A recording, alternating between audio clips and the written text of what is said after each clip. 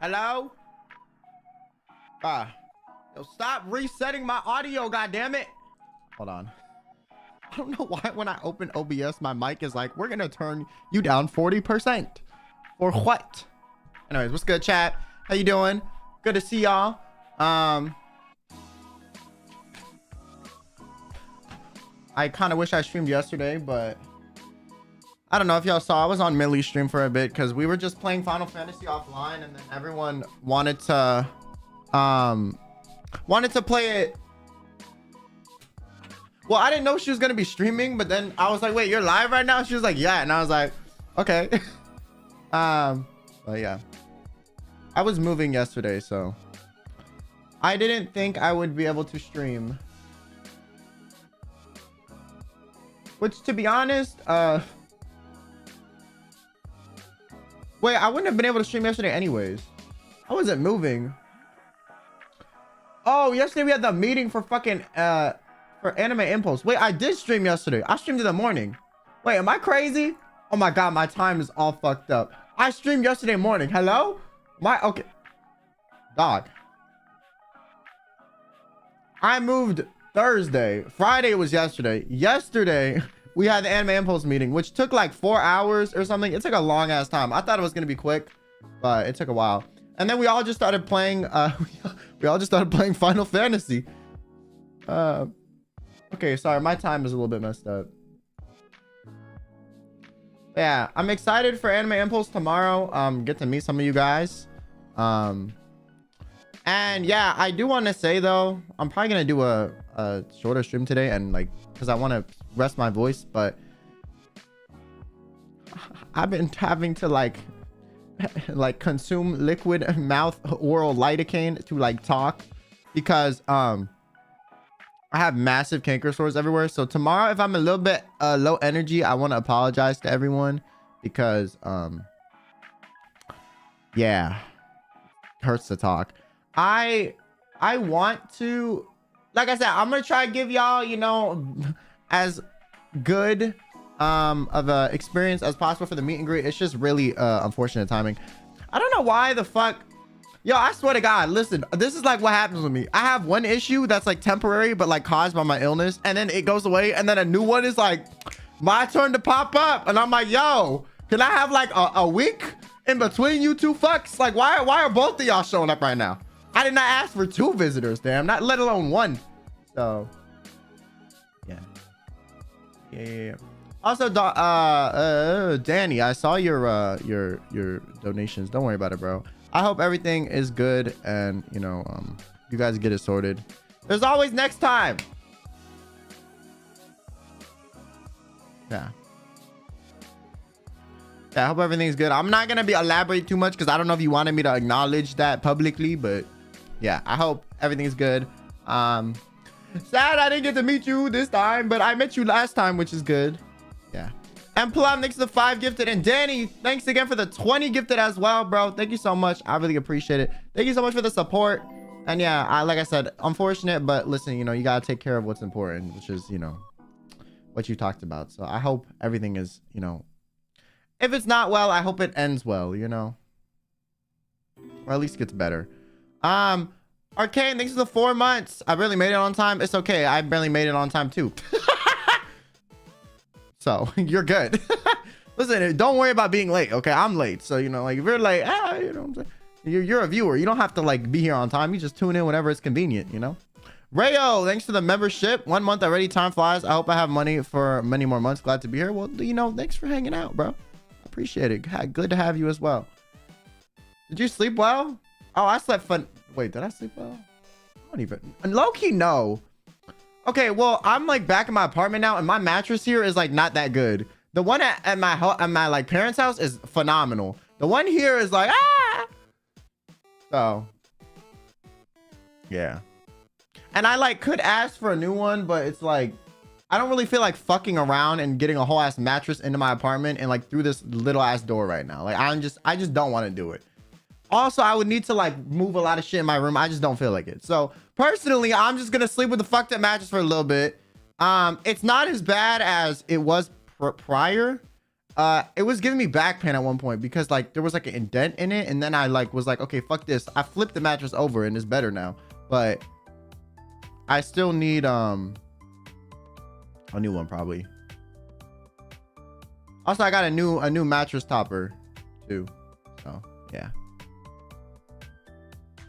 But yeah, sleep. I need to listen. Someone with like fucking skeletal muscular issues and connective tissues. I probably need a good mattress. Okay, I know, chat. I know. Okay, this is a temporary living situation. So we're like the past 3 years of my life. But you know, like, I'll find something semi-permanent soon. I'm trying to figure out where I'm gonna live. Okay, I don't know. I really want to move like locations. The problem is, I got like, listen, guys, listen. I got like an Avengers team. Okay, like you know how the Avengers has the Agents of Shield to like back them up. Okay, so like I got like an Agents of Shield team of like doctors. Okay, so I need to find like 30 new fucking doctors if I move like out of state or to a different state, and that's a lot of work. So I really don't feel like doing that for somewhere I might not even live for a long time. So it's kind of like, you know, I don't really want to like leave where I am currently until like I know that, you know what I'm saying? Also, I was thinking about doing that thing where it was like I fly down here like every so often for doctor's visits and then do the rest of them virtual. But technically you're not allowed to do virtual visits if you're not in the current state that your provider is because of like laws. And then if they were sending my prescriptions to like a different state, I think the doctor would be like, the fuck is happening? Otherwise I'd have to send them to my mom, and my mom would have to mail them to me, and some of them need to be refrigerated immediately, so it just wouldn't fucking work. So I need to figure it out. I will eventually though, I hope. Maybe not, I don't fucking know. I'm a dumbass. Yo, Danny, thanks so much for the Akisuba as well, bro. Yo, you going crazy. Chill out, bro. It's okay. Don't feel bad, you know? It's okay, you know? Don't feel bad. I understand, you know? You're good. I do appreciate the support. Thank you so much, you know? Thank you, bro. Thank you so much. Thank you. Not the bed collapsing. Okay, my bed isn't that bad. It's just like, there's like one side of the bed. I have to sleep on one side of the bed. If I sleep in the middle, it's kind of bad for my back. If I sleep on the other side, it's kind of bad for my back too. But if I sleep on the one side, it's chilling because it like kind of bends in a weird way. But like on the one side I sleep on is flat. You know. I'm good. That's just like a tinier mattress than like it could be. You know. How to date someone in med school or doctors? That wouldn't help. Listen, bro. I have see some of the top specialists in the country, and they don't really know what the fuck's happening. The problem is I just need to get I need to get is it a twin? I think I have a queen size mattress, so it's like I just sleep on one side. What do you mean it bends? Like it bends a little bit. Like it's not like flat on the top. Like one side kind of like pops up a bit. Yeah.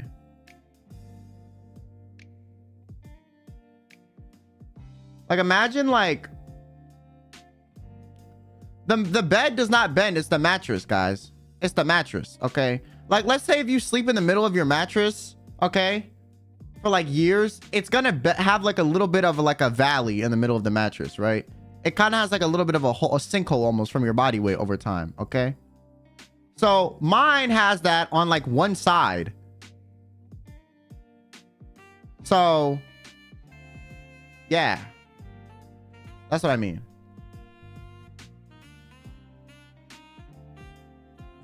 But it technically bends if you're looking at it from like a different perspective. Bend is just probably not a clear word. Sorry, it's hard to verbalize it in a way that you would understand if you don't know what I'm fucking talking about.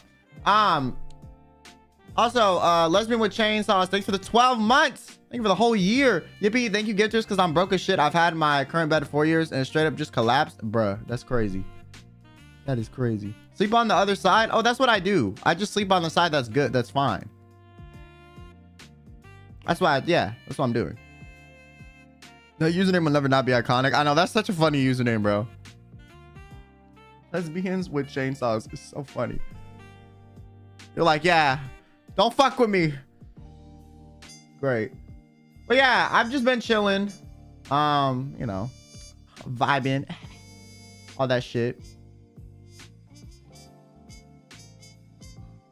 He'll be adapting. Like, I don't really want to. Like, I realistically want a better bed. You know what I'm saying? But it's like, I don't feel like, because like my mattress was provided by the building I'm in, okay? They like had it furnished. So I can literally just call and be like, give me a new one, stupid. But the last time I tried that, they weren't available when I was, and then they came when I wasn't here. And then I just like didn't feel like fucking with it after the fact, because I flipped that shit around and it kind of fixed it. It's really just, I don't feel like dealing with it. I'm gonna be honest with you. That's really what it is. So it's like, I need to just stop being fucking lazy. Yo, listen, dealing with people is a lot of effort for me, man. I already feel like shit all the time. I don't want to have to deal with someone coming in my house. I got to move shit out of the way. You know, why? Make sure they're not going to steal shit from my place. Like, I just don't feel like dealing with it right now. You know, I'm good. You know, like, I'm good. I had the same mattress for 10 years. Yo, when I was younger, I slept on a rock, bitch. I slept on a rock. I'm so serious. Listen, my room used to be used as the guest room, okay? So like whenever we'd have people come over, since we didn't have a guest room, I would just get kicked out of my room and I'd sleep on the floor in the living room, and then they would just use my bed and shit. Kind of annoying, because like, why not my two sisters? I don't fucking know. But it was always my room. So, and basically, I didn't get a new mattress because I thought I needed one. We had some of the guests that would stay. They'd be like, bro, this mattress is hard as shit. I think my aunt one time was like, this mattress is hard as a fucking rock. And like, then like my grandparents were like, what the fuck is this shit? And so eventually my parents like were like, what? So they like laid on the mattress and they were like, oh, this shit's fucked up. So I got a new mattress. Well, I didn't know it was bad. You know what they say? There's like, this is like scientific. You literally can adapt to like pretty much almost any sleeping environment as a human, as like a human, bro. After a while, pretty much. It just takes a while. Like you could sleep on a fucking solid ass floor with no blankets, as long as you're not like free, like temperature wise, you're chilling. You can pretty much sleep wherever if you get like used to it. It's probably not gonna be good for you, but like you'll figure out how to fucking sleep, you know, after a while. So. How'd you not notice your back not hurt? Like, it did, but like my back kind of hurts anyways. Also, like, okay, at that time when I was that age, like but my parents and shit weren't really taking my illness seriously, because they didn't really think, they thought I was like low key, they thought I was crazy. Well, they didn't treat me like I was crazy, but they would kind of dismiss it and be like, oh, it's nothing, because I didn't really have any diagnosis. I hadn't seen any doctors yet. So whenever I was complaining that I was always in pain and shit, they were kind of like, you know, oh, this motherfucker's dramatic, because I was complaining about pain since I was a little ass kid. They probably thought like, oh, he just is so used to doing that it's kind of something he does. And then eventually it got so bad that I was like throwing up every day, and they were like, oh shit, like this is a problem. And then, you know, we looked into it. So yeah, because I remember always telling my parents, I'm like, is it normal to never feel relaxed? And they were like, what the fuck do you mean? I'm like, you know how you lay down on the couch and you say you're relaxed and like you feel like comfy? Like, I have never felt comfortable ever. And they're like, what? And I was like, yeah, everything always kind of hurts. And they were like, what? Yeah. And that was kind of the discourse back and forth for a while. Okay. Now, in terms of my head pain, they always took the headache stuff seriously, but the body pain and other stuff, they didn't really take it that seriously. So then, like, come to find out, I got all these issues. So I was not moving mad. I was quite literally moving rationally. I was actually right. I was like, stupid. Now you know how it fucking feels.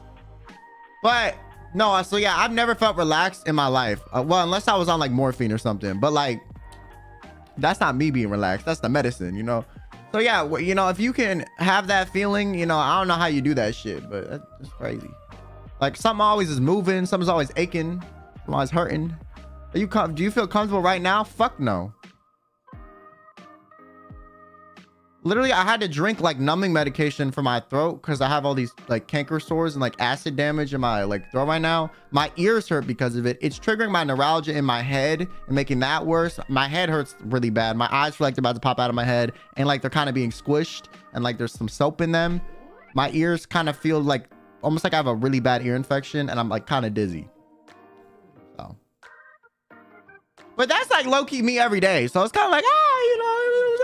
The only thing that's new is the ear pain and like the throat acid damage. That's not really new, but it's like, it's very intermittent. So it's like, I don't have it often, but it happens sometimes. You really should have skipped today. Bro, I literally feel that way like every day. I'm so serious. The only thing new is the throat pain.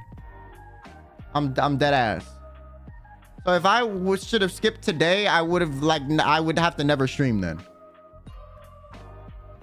I just am not the one that's like, oh yeah, it's this every time I feel like shit, because then everyone in chat freaks out and they're like, oh my God, you should take off. You need a break, da da da. Well, it's like, to put it bluntly, if you thought I should take a break feeling this way, I would never fucking stream. Like, I would not stream. I just would not be able to do it. So I kind of have to like willpower it out.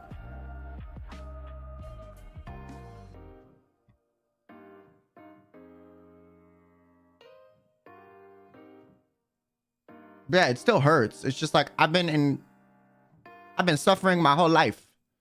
You know, I've felt like ass for like 16 years consistently. You know, prior to that, I was like doing okay, because when you're a little kid, if you have like anatomical issues, they don't really affect you till you start growing, right?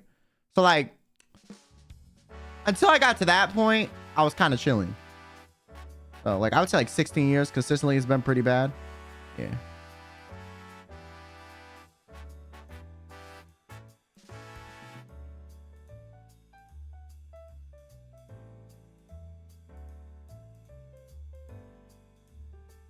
But yeah, I don't know. The thing with chronic pain, I don't know if anyone here has it. The way it kind of works is like, it's like you only have so much mental fortitude and energy for like doing so many things in a day. And you have to pick and choose. And you can, if you have the mental energy to push through something, you can. But like, there's definitely a limit. Like, I have like a fine like line of like, this pain is too bad to do anything right now. That like, if I hit that, I won't do shit. But like prior to that, it's kind of a mental game where it's like, do I have enough mental fortitude and energy to push through this task? And if the answer is yes, I will do it. Or I will try to do it. You know? So that's kind of how it works.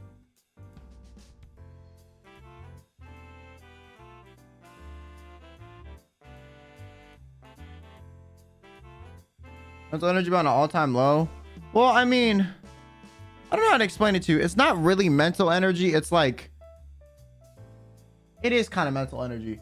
It's like kind of like a mind over matter, in the extent that like, okay, your pain isn't any better or worse, but it's like, how willing are you to push through this? Because like, if you get used to it over time, you can kind of pick and choose like, hey, I'm gonna push through this right now, da da da, and you can do it. Obviously, the first few years when my health was bad, I could not push through shit. Okay, I'm gonna keep it a buck. I was a mess. I was angry all the time. I would pop off and snap at people all the time. I was super. You think I'm mad now? Oh my God, bro. I never had anger problems until, I swear to God, this health chick popped up, and then it was terrible. Now I don't really have, I'm gonna be honest, I don't really get actually angry. I just like get mildly irritated and then express it very overtly and loudly because it's content. So. So I love it. Someone's like, stab people. Yeah, we watching the same stream. I never said I stabbed somebody. The fuck? Hello? You did school though? That's something. Oh my God, bro. I've been wanting to drop out of school since middle school, man. Middle school, bro. In middle school, I wanted out. I wanted out that bitch. I wanted out that bitch. I really was trying to drop out of middle school. I'm so dead ass. And then like, you legally can't do that. So push through. And then when I was in high school, I was like, I want to drop out again. And then they were like, my parents were like, no, stupid, you're like literally gonna be fucked if you drop out of high school. And I was like, damn, all middle schoolers want to drop. Okay, well, I didn't want to drop because I didn't want to go to school. It was because I was like in and out the hospital so much that I missed like 80% of classes, and then they expected me to somehow like figure this shit out, you know. And then in high school, it was the same thing. In high school, though, it got really bad. I remember I missed like 9 months of school in a row.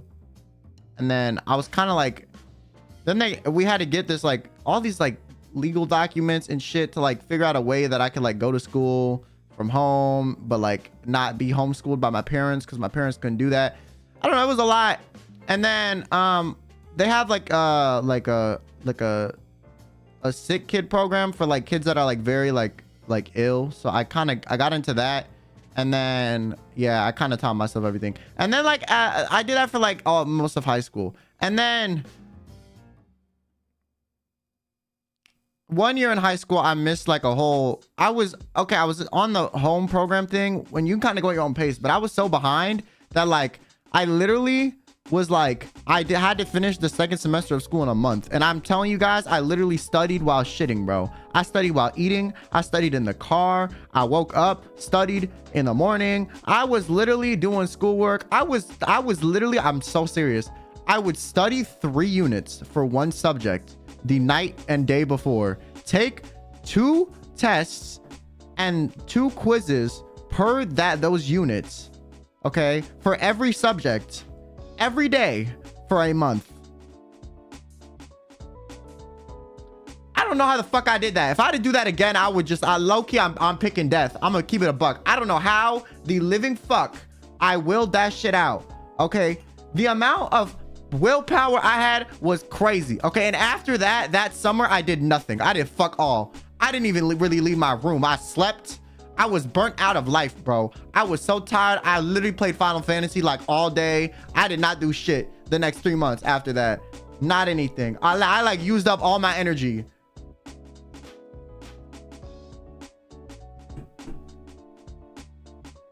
So that kind of showed me that I can kind of do whatever I need to if I like really need to. And the reason I did that is like, it was either that or I had to redo the year. And at that point, I felt like I had already suffered through so much in the first semester. I didn't want to have to redo the whole thing and redo the whole first semester because I wanted out of fucking school. I wanted to be done with high school because high school is miserable for me because of my pain. So I was like, fuck it. I either have to redo a whole year and then be in high school for a year longer, or I can just like, you know, thug this shit out and then I am out of high school sooner and have to do schooling for less. So yeah. To be fair, some of my teachers did give me some breaks. Like I did not have to do any assignments like homework. I didn't have to do any assignments that were like busy work or like projects. It was just the tests and quizzes that I needed to do, which is like what 90% of your grade is anyways. But regardless, so if I didn't have that like leeway, I would have been fucked. But because it was just, I had to just get the primary things done, I was able to do it.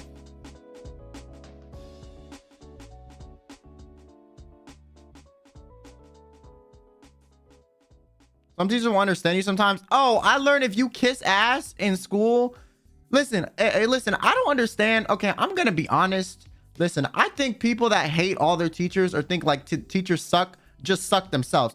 I'm going to keep it a buck. I've had maybe 2 teachers in my life where I was like, damn, this bitch sucks ass. Every other teacher, actually fine. The teachers that seemed mean actually were pretty nice. The only way they were mean is if you were a fucking... You showed that you didn't care, okay?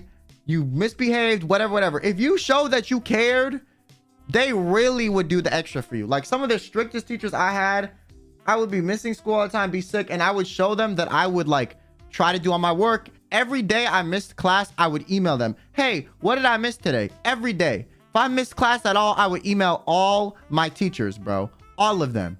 And I did that like 4 times a week because that's how often I would miss. Every single time, okay? Like 8 teachers.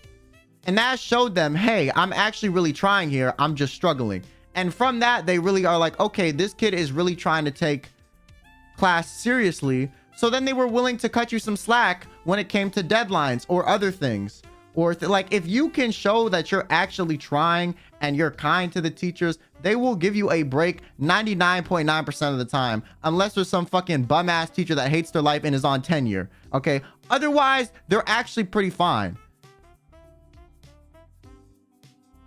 And me always being on top of them and emailing them all the time was like it like really showed them that like I was responsible for all my own stuff. I really knew what I was talking about. I would go in class the next day. I would show up in person. Hey, you know, can I collect the work I didn't do? Beginning of class, before class started, before the bell rang and class officially started, I would get there a little bit early every period. Like, I'm just saying, there are absolutely some bad teachers. I'm just saying, I think a lot of people think their teachers were worse than they were because you guys were like, just not willing to like put in the work, and you just thought school was unfair on the basis that it's school and you disliked it. You know what I'm saying? You were a goody two shoes. Listen, I'm gonna be honest with you. School was a lot easier, okay? It might have seemed a lot less easy. Well, okay, well, I'm gonna be honest. If you were one of those people that could like were okay with getting a B and like kind of slacked off most of the time, school was definitely easier for you than the goody two shoes kids. But if you were a goody two shoes kid, in terms of teacher-student relations, school was a lot easier.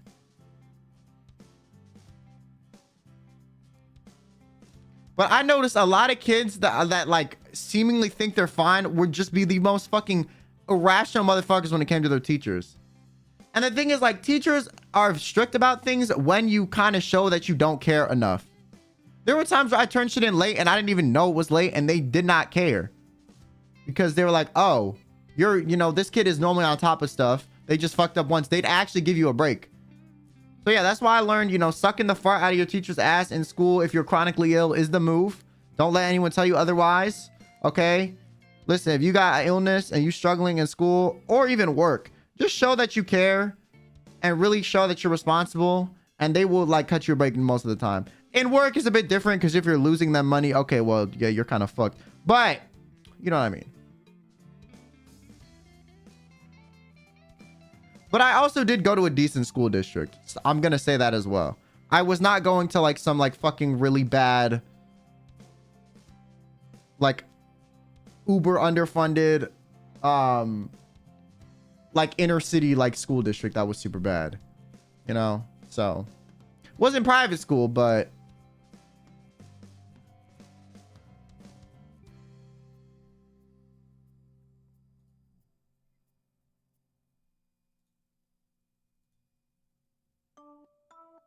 wasn't overfunded either. It just like it wasn't bad.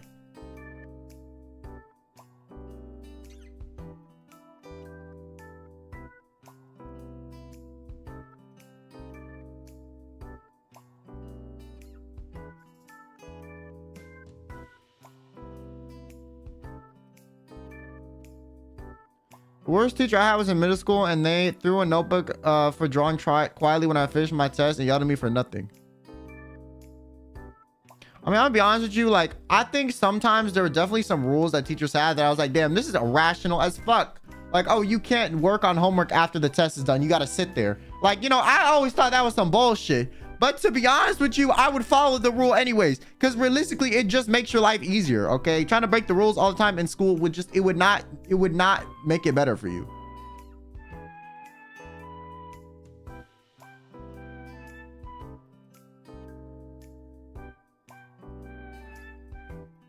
But yeah, the teacher throwing the shit is crazy.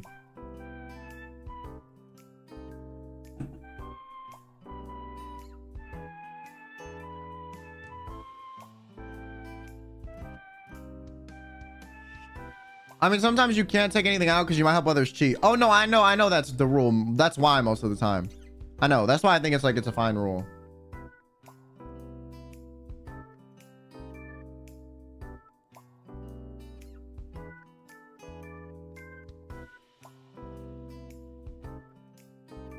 But yeah, my older sister like hated it. Like, I swear to God, like literally every teacher she ever had. And I was like, girl, you are the problem. Like, I'm like, it's you, stupid. Okay. And I know it's you because you treat me like shit too, bitch. I know it's you. You're the problem. There's no way every teacher is bugging. There's no way you hate half of your teachers every year. Please, please, it's you.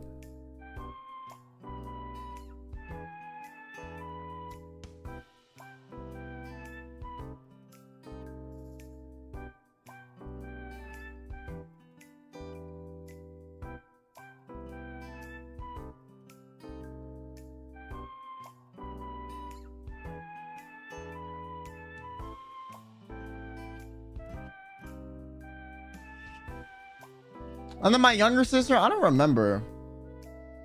No offense, but I have a feeling she did not do very well at school. Low key, like from elementary school to middle school, she did ass. And then when she got to high school, she actually tried and did like decent. I just think my older sister was really gaming the system. She was like, I'm not going to care in elementary school and middle school because it doesn't matter for anything. As long as I pass, it doesn't affect your GPA to get into college, and it won't affect your life. That's how she saw it. So she dead ass did not give a fuck. And then when she got to high school and it's like, oh, it actually matters now. Then she started trying. Which low key looking back, I wish I did what the fuck she did, bro. I was stressing in middle school over everything. I realistically could have just been like, I don't give a fuck. At one point, my mom was trying to tell me not to give a fuck. She was like, bro, it does not fucking matter. You're sick. Okay, you're ill. This doesn't matter. Even my parents were like, try less in school. I'm so serious. They were begging me to try less in school. They were. I just refused. I was like, no. And now looking back, I'm like, damn, they're right. I was dumb as fuck. Like, I was stressing for no reason, man. Probably aged myself by like fucking short my lifespan of like 10 years from all the cortisol. Shit. They were so right. God, I would have had a more like enjoyable childhood. Most of my childhood, I was just like, damn. Shit started getting good for me like, you know, like 2 years ago. Prior to that, everything kind of sucked. So I'm like, damn.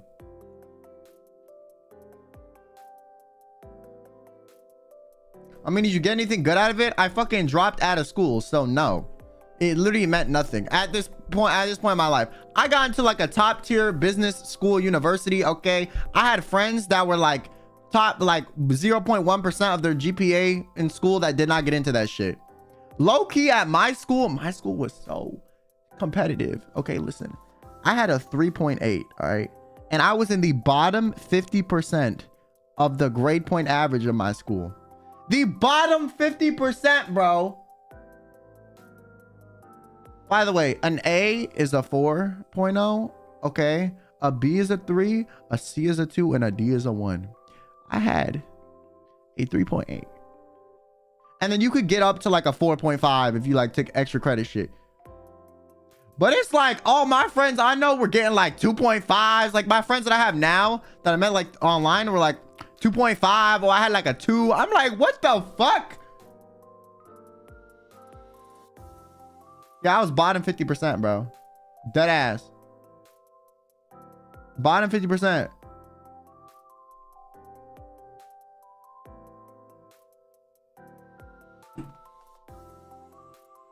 And the thing is, it was also a very big school. So there was like 3,000 people. 3,000 to 4,000. So it's like you also had the odds game of like everyone's really smart and everyone's trying so much. And there's so many fuckers at that school. I knew parents that would literally fucking like, I'm not even kidding. We knew parents that would like move locations so that their kids could go to a less competitive high school so that they would be like in higher percentiles for the grade point average so they could get into better colleges. I'm so serious. We knew people that did that shit because that's how bad the competitive that shit was. It was crazy. The same school with the water bottle guy. Yeah, I mean that motherfucker probably like flunked out, you know. He just was in that bitch by proxy. But well, the water bottle guy was in middle school, but it was the same like school district.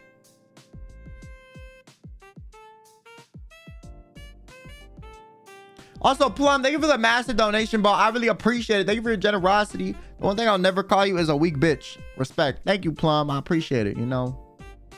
I know you make fun of me all the time, but yeah, I know you actually fuck with my personality, my content, you know. Shout out to you, Plum. I appreciate it. Thank you for the wholesomeness, you know. Thank you, Plum. I really mean it. We got some hearts for Plum being, you know, super kind. Thank you, bro. And Cam, thanks for the 16 months. Thank you. And Kagi, thanks for the 7. But yeah, my fucking school and competition was crazy, bro. I hated that shit. Hated that bitch. I also just like hated the school anyways, because one time I went, okay, listen, I was chronically ill, right? I would go to the nurse's office to have them like take me home from school quite often, like literally quite often, because I wasn't feeling good. And the thing is, like, the nurse, you can tell them, oh, I have this symptom, this, and they'll be like, okay, let's give you an ice pack and some Tylenol. And they would have to call your mom to give you Tylenol too, but you know, that's besides the point. And then like they'd act like you were okay. So I decided, fuck that shit. I'm just gonna go to the nurse's office and just call my mom on my own cell phone and be like, yo, pick me up, I feel like shit. And then my mom would come as I was in the nurse office and pick me up and check me out and be like, he doesn't feel good. And one point, they knew I was doing that because every time I go to the nurse, I would do that. And literally everyone in the front office, like, pretty much like came into the room. It was like, you need to stop doing this. Da, da, da. Like, you know, it's not normal for everyone, for you to need to get picked up every time you don't feel good. Da, da, da, da, da, da. And I was like, they were pretty much making me feel like I was like bugging the fuck out. And I like they kind of like all almost picked on me in a way for being like, you're never gonna graduate if you keep behaving this way. Da, da, da. Like I was pretending to be sick. And I was like, bitch, I feel like shit every day. Okay, all the other students you see, they check in here for like some little pain. I feel that every day. Okay, that's just normal to me. So if I'm here calling my mom, it means it's very bad. But worse than you could understand, Linda. Okay, you know, if you ever get stabbed in both your eyes with a fork and then someone like bangs your head against the wall until you're super dizzy and then is like, oh yeah, solve this calculus equation, let me know how that would feel. Let me know how that would feel, Linda. I would really like to know, because maybe when you know, experience that, you would understand a little bit more what the fuck I mean when I say I need to go home.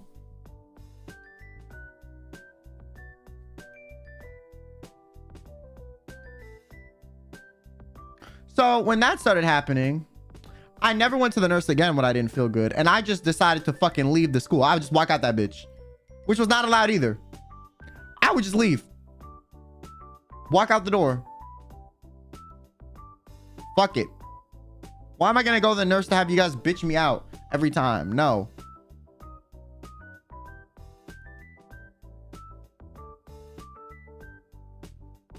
The fuck? Or I would have my mom literally just like sign me out of the front office, that like, and like I had, like, you know how, because your parents can do that if you have a doctor's appointment or whatever. I would just have my mom do that and not go through the nurse, because I was so tired of it.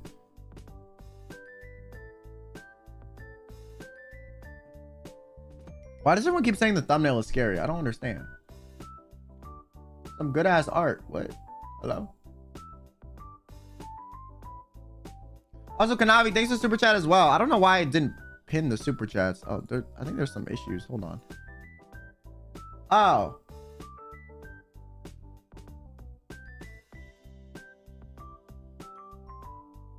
That might be why. I didn't have that pin.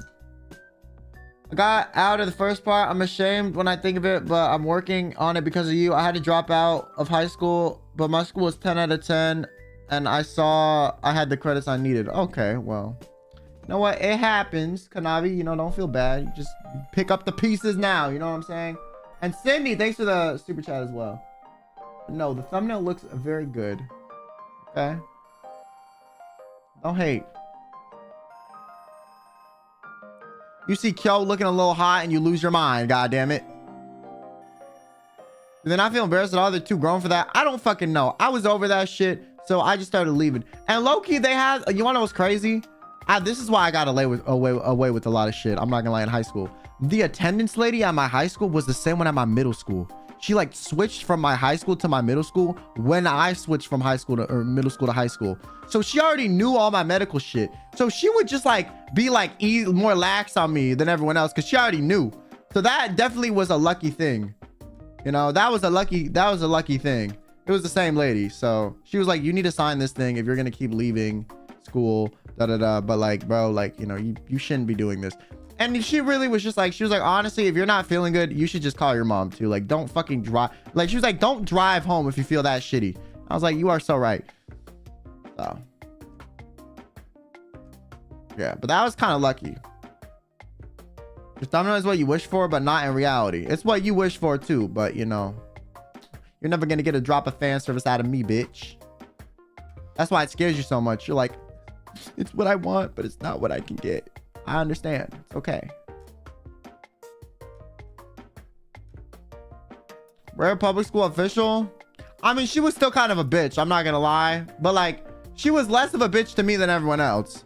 Overall, still a bitch, but just like I had like the bitchiness for me was decreased significantly. So I was very happy about that. Also, Brittany, thanks for the 10 months. Thank you so much for supporting me for so long, bro. You can stop the first social, but you can never stop the Delulu. That's what I'm saying.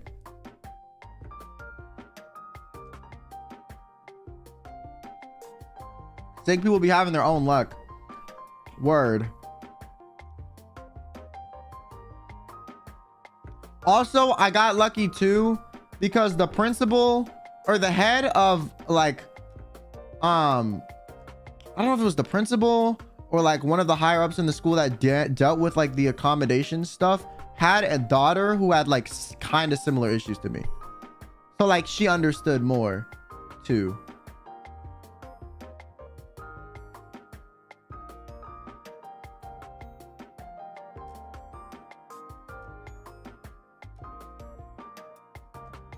How do I get in this situation? I didn't sign up for this.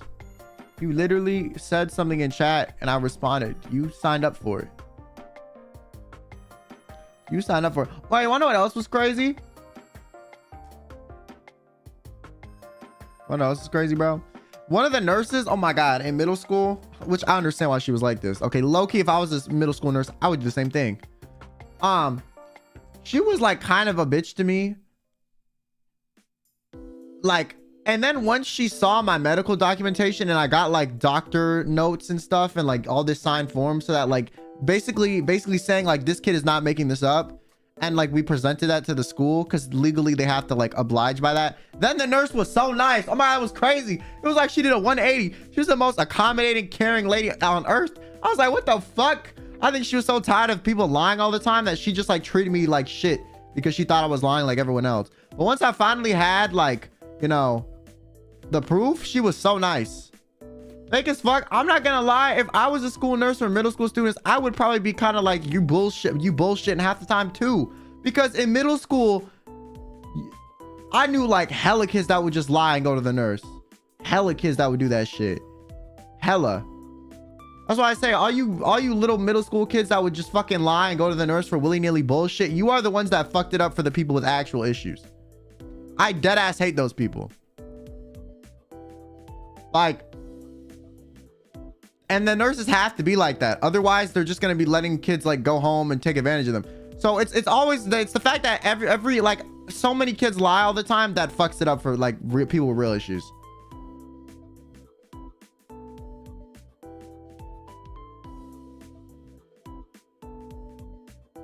Okay, thanks so much for the super chat. I have to go, but thank you for telling us stories. You're an incredible person. Well, thank you, I appreciate it. I'm an incredible person, chat. You hear that? My God, I feel so special. Thank you. Like lying about a disability and receiving accommodations, very selfish to do. That is like even more fucked. That's even more fucked.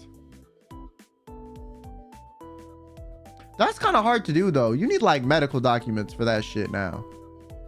Low-key, I had one doctor that was so chill, bro. He one time was like, he literally said, listen, bro, I have seen this doctor for like I swear like damn near more than half of my life, okay? Right? And he was like, listen, bro, low-key, like I can just put whatever on the accommodations for school. Like if you wanted, I could write on this, like when you're feeling sick, you have to rest by the cheerleaders practicing. And they would legally have to do that shit. And I was like, what the fuck? He's like, I could even say you gotta wear sunglasses in class when your head hurts. Like, we could do whatever. I was like, what? He was so chill. He's like, you need anything for this? Just let me know. You know, I'll write it on the paper. I'll do whatever. Because he knew I wasn't bullshitting. So, because he was my doctor. And he was like, you know, I know you got issues. So I'm going to try to make it easy.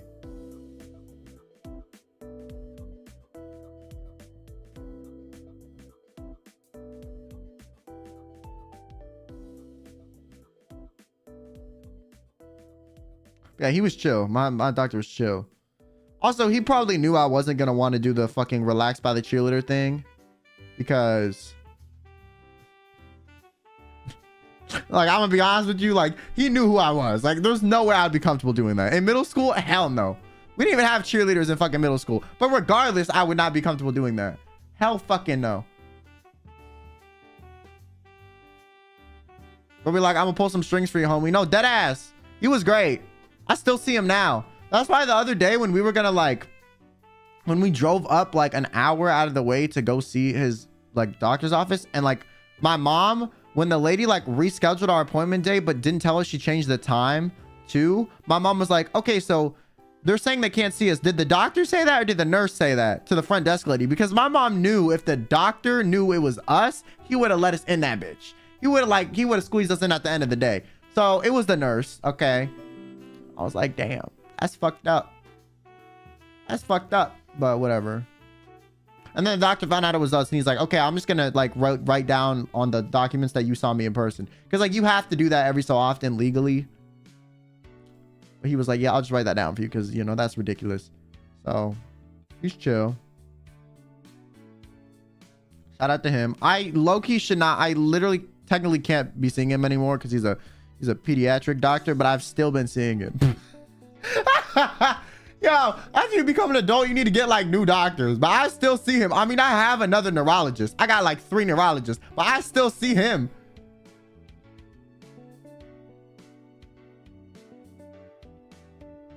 He's like, I don't really care personally. I'm like, all right, word. So, I mean, all right.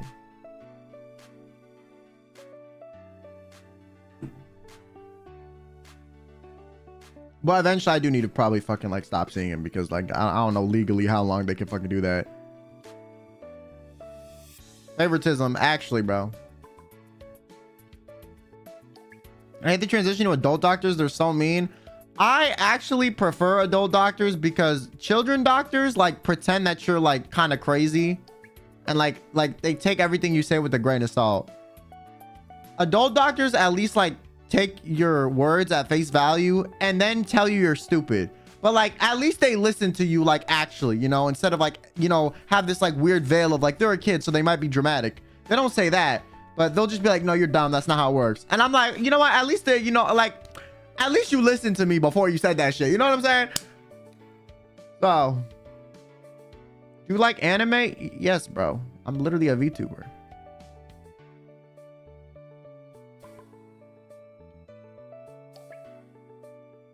Some doctors also don't listen to you because they believe you're uneducated. Yeah, that too. My doctor told me I need to get a new one by 21. Well, I didn't fucking do that. Well, I did for like everyone except this guy.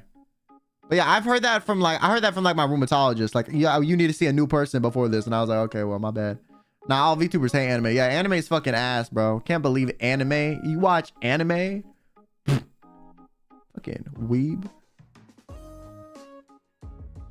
I mean, there are probably some VTubers who don't like anime. I remember there was some Twitter thread of like this VTuber girl who was saying like that she thought anime was fucking weird as shit. And she was literally a VTuber that was an anime character. And I was like, dog, you do realize you're like shitting on like 80% of your audience right now, you dumbass. Like they were literally like, yeah, bro. Fucking anime. You guys are so weird and pervy. And like, like, bitch. I was like, bitch, that's you. That's you. What do you mean? You don't like yourself? Like, what are you talking about? Was the craziest thing I had ever seen, bro. I was like, what the fuck? Every day I go on Twitter and I see some crazy drama or like there's a lot of, okay, you wanna know what I noticed? In like the smaller content creators, there's a lot of random petty drama that I just don't see when people get bigger. Because when people get bigger, they either like move on from petty shit and they just like don't care, or like they can't get bigger. Like if you have petty drama all the time on Twitter and with other content creators, you're not gonna get far because like people don't want that around them. So once you're kind of in the bigger, like you're in like the bigger number-wise content creator spheres, people are relatively more chill from what I've seen. Relatively. I mean, there are always some crazies in every fucking bunch. But like they're at least they'll be crazy behind the scenes and not crazy on Twitter publicly too. You know what I'm saying? Like at least the bigger content creators, if they're crazy, like they at least like, you know, don't advertise that they're crazy. Versus like I've noticed with some other content creators, they will like advertise that they're kind of like into the drama or whatever, which I would not advise against doing if you are a smaller VTuber or content creator. It's like not a good idea.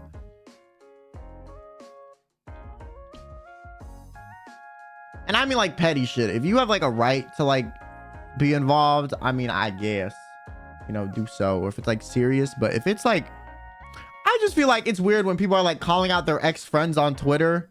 I'm like, bro, what the fuck are you canceling them for? They were just like kind of a shit friend. Like that's it. But they're like, they were uber manipulative and da-da-da. I'm like, dog, they were just like a bad friend. Like sometimes people will like take to Twitter and like make stuff seem so crazy. And I'm like, bro, I read the screenshots. They were just a bad friend. What the fuck are you talking about? I'm like, what are you talking about, bro? What the fuck are you talking about?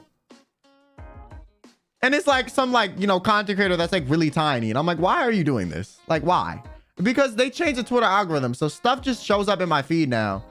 And like, I'll get all this random drama from like, you know, like other, like, you know, people that aren't really, that are like more like, you know, either just starting out or smaller content creators, which there's nothing wrong with being a smaller content creator. Like, that's fine. But like, if you behave that way, like you're not going to grow, you know, it's not a good idea to like, what the fuck?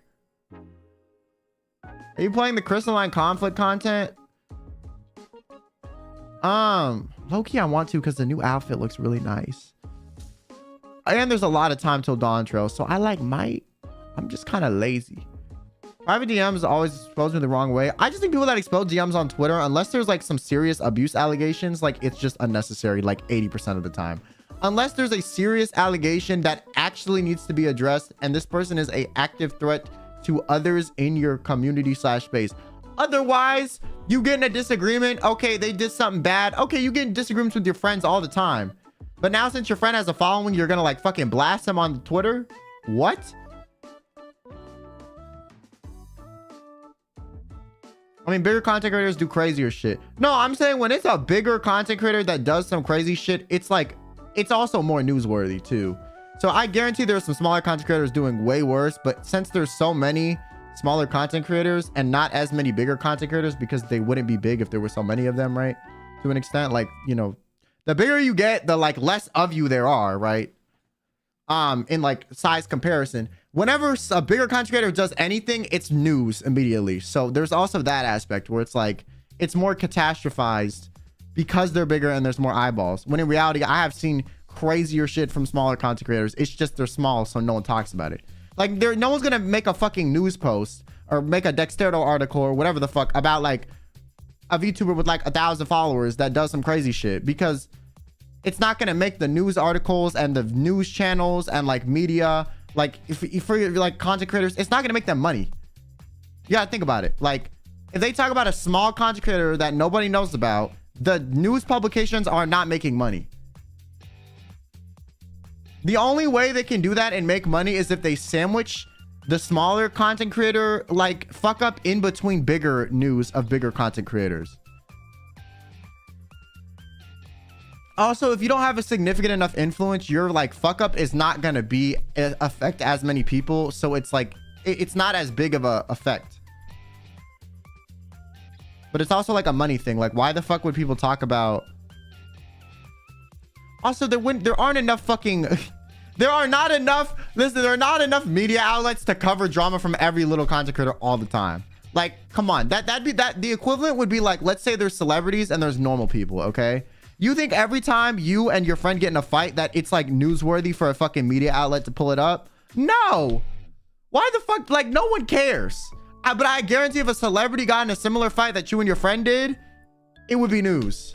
That's what I'm saying. Like, it really, like, most of the time you've probably been in similar situations and it just does not fucking matter. Like, real talk.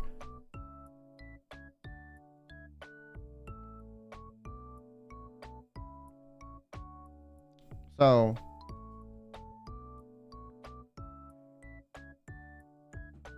it will be if they see the group chat. I guarantee it will not be news, bro. You and your friends could do any crazy shit, and as long as it's not like crazy illegal, or like it's actually so crazy that it's like not been done before and that everyone's like, what the fuck is wrong with these people? It's not gonna be news, you know?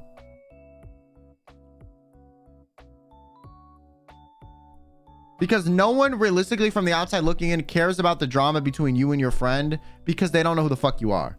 Versus celebrities, everyone knows who they are, and they have fans and they have people that are like, you know, interested in whatever they do to make them famous. So because of that, there's already interest in them when they're behaving correctly. So when they're behaving incorrectly, there's even more interest too, right? So it's like, it's just one of those things. Also, like, celebrity news and like, you know, gossip gives people shit to talk about.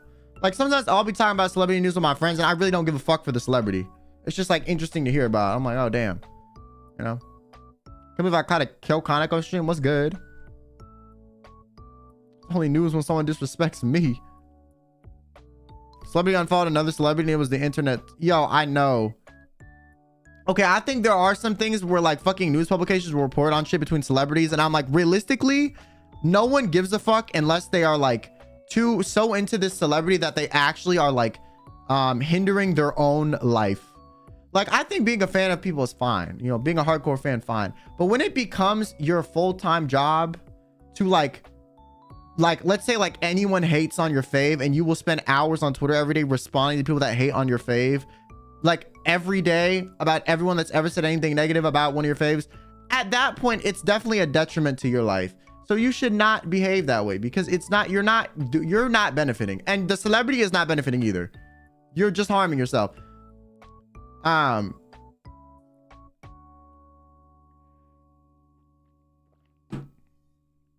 think if there's discourse actively about your celebrity and you want to participate, fine. But if it's like you're one of those people that will like go on like look for like subtweets about celebrities, always bring them up,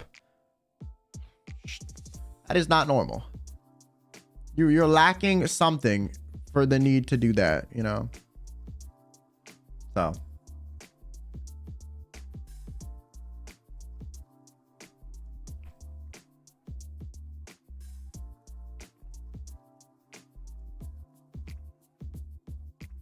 hey Kyo, it's been a long time no see. It's been a while since I watched one of your streams. How are you? I'm chilling. Okay. At that point, put the phone down. Yeah. This information gets tied into. I feel like there is this weird thing happening where like people are taking anything anyone says on Twitter as like fact. Yo, I love that they added community notes. That was the best thing they ever added to fucking Twitter. Okay, listen, I low-key hate like 80% of the recent changes to Twitter, but community notes was the great idea. Oh my God, the amount of times I see a fucking tweet with like 60,000 likes that is just a lie, and then it gets community notes. There's this account on Twitter called Community Notes Violating People. It is one of my favorite Twitter accounts, and it's literally just, this account will just screenshot community notes that just violate the fuck out of the original post, like that are just funny. Like, it's so funny. I don't know how people add community notes. I don't know how that works, but I just think it's fucking funny.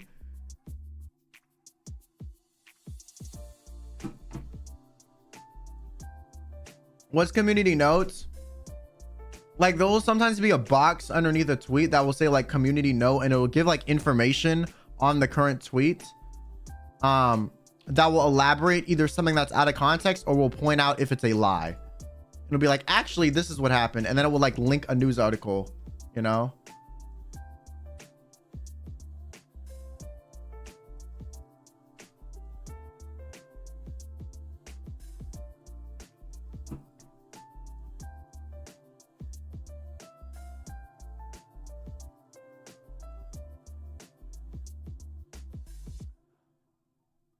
I didn't know though that if you like repost something on community notes, like if I would like retweet something and it gets community noted, I'll get a notification they got community noted. Like, oh yeah, this tweet you retweeted got community noted. That happened the other day. I don't know what it was that I retweeted. It was like a joke though. So I think when it got community noted, I was like, well, no shit. But I didn't know that. Oh yeah, I found it. Yeah, it was the one where it's like, study shows that people who stay up late are more likely to die at a younger age. And I quote retweeted it, and I said half of NIJISANJI EN in shambles right now. And then apparently it got community noted. And it's like, it was kind of like, well, this is technically wrong, but which is technically wrong. Like, staying up later does not mean you're gonna die earlier. Just the amount of sleep you get does. You can stay up late and wake up late and you're fine, you know. Now if you get depression from like the fact that you're not getting any like natural lighting and stuff, that can contribute to you like dying earlier, sure, but it's not actually the like the staying up late, it's the other symptomatic stuff surrounding it. which is what they were clarifying. Anyways, also Milk Tea, thanks for the donation. Sorry I got to this so late. I'm here with the cold, sounding like a toad with shoulder pain. I got no reason to complain. In all seriousness, I appreciate you sharing your experience, what you have to go through. Your strength is commendable. Well, thank you. I mean, you know, just because you feel like shit and it's not as bad as when I feel like shit doesn't mean you don't feel like shit, you know? Like, pain is relative in a sense, because realistically, if you were to feel the amount of pain I felt, you would like think you were dying. And for me, this is like an everyday thing because I got used to it. So I mean, it is just as bad. Like I mean, I get used to it, but it's not like, it still is really bad. That's the thing. I don't know how to explain this in a way that makes sense. The pain I feel, if you were to have it, you would still feel it the same way I felt it. I've just so used to feeling it that it wouldn't be as stark of a shock to me that I would like think like my world was ending, you know? Like I'm mentally able to process this level of pain better since I've been doing it for longer. That makes sense. I also do think I have like some up tolerance though, because like I can get shots and shit and I like don't feel anything.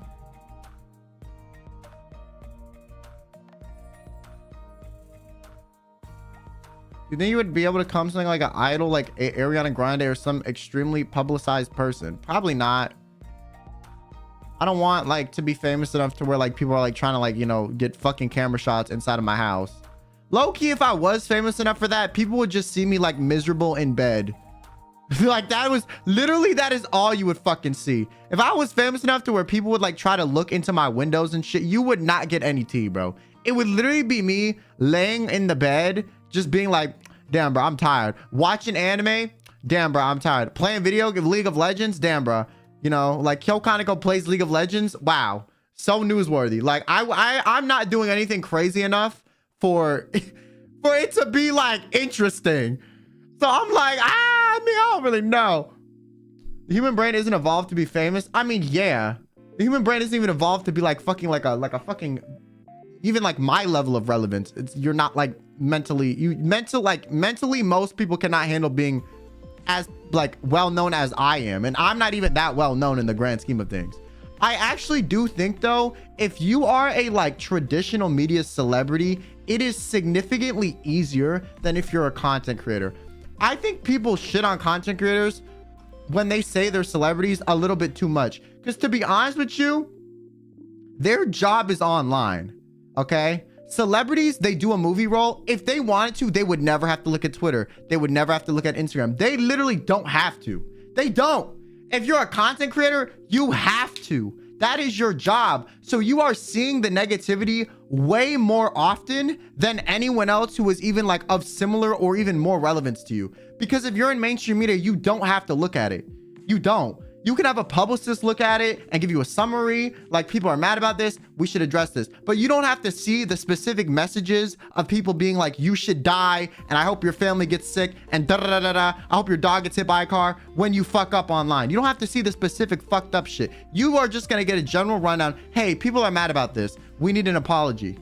That's it. So I actually think content creators that are bigger have it worse than like people like Zendaya. I'm gonna be honest with you, because they really don't. Zendaya does not have to look at her Instagram comments. Zendaya does not have to look at her Twitter replies. It's not what makes her money. At the end of the day, she can just tweet and close the app, and her publicist will tell her if her tweet got her canceled, and then she can apologize. As a content creator, you have to tweet, you have to look at it. Like, it is way harder to deal with the public pressure of that, in my opinion. The only time I would say being a mainstream celebrity is more complicated than being a content creator is when it comes to stuff like paparazzi. That is something that is very difficult to deal with, right? Or if people are talking about you on the news on TV and it's like casually, right? But like but at least if that's the case, you're only seeing news reporters report on the situation. You don't have to see everyone's individual opinions. That's why I'm saying I still think it's a little less bad in terms of like individual input. Because if you are in a controversy and then it's newsworthy, you'll see the news article maybe and like a few messages, and your publicist will be like, we need to address this. And that's kind of it. You don't have to see every individual comment under your tweet of people telling you that you like don't deserve to be processing oxygen currently. Like, you don't have to see all that. So that's why I feel like being a traditional media celebrity is just a bit easier in terms of like public perception. People shit on content creators because they don't seem as talented when mainstream looks talented. Yeah, but I feel like content creators, it's just generally, it's harder to be one. Like in terms of like mental fortitude. Like I think like if a celebrity was put and had to swap jobs with a content creator, I think they would be significantly more mentally unwell and depressed. Genuinely, I think so. Like almost immediately. Almost immediately. And I think the content creator would be like, damn, I'm way less stressed. You know? I'm way less stressed. Many celebrities have to keep an image behind a tainted glass. Yeah, I think in recent times, it is becoming a bit harder to be a celebrity because it's kind of getting to a point where you need a personality publicly on social media to kind of stay relevant. Like, if you were to just sing and be like kind of like vague on social media, like for example, like the Ariana Grandes of the world, that is like no longer working anymore in certain regards. Like, yes, it still works, but like it is like working less and less over time. I wonder which option is more rewarding. I mean, I think as a celebrity, you're kind of on a tighter leash in terms of like you don't get to make as many decisions for yourself. Being a content creator, you kind of do, but also you're also like more responsible for said decisions as a content creator, and you have to you receive like thousands, like you receive feedback 1,000 times more than mainstream celebrities do on a daily basis that you're processing.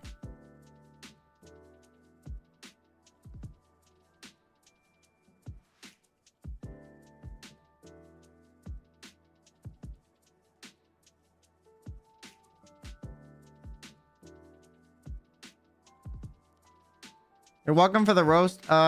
You're welcome to roast me about this if you can, but why did the printer have PTSD? It had printer trauma, bro, or paper trauma, bro. That's crazy. That's crazy.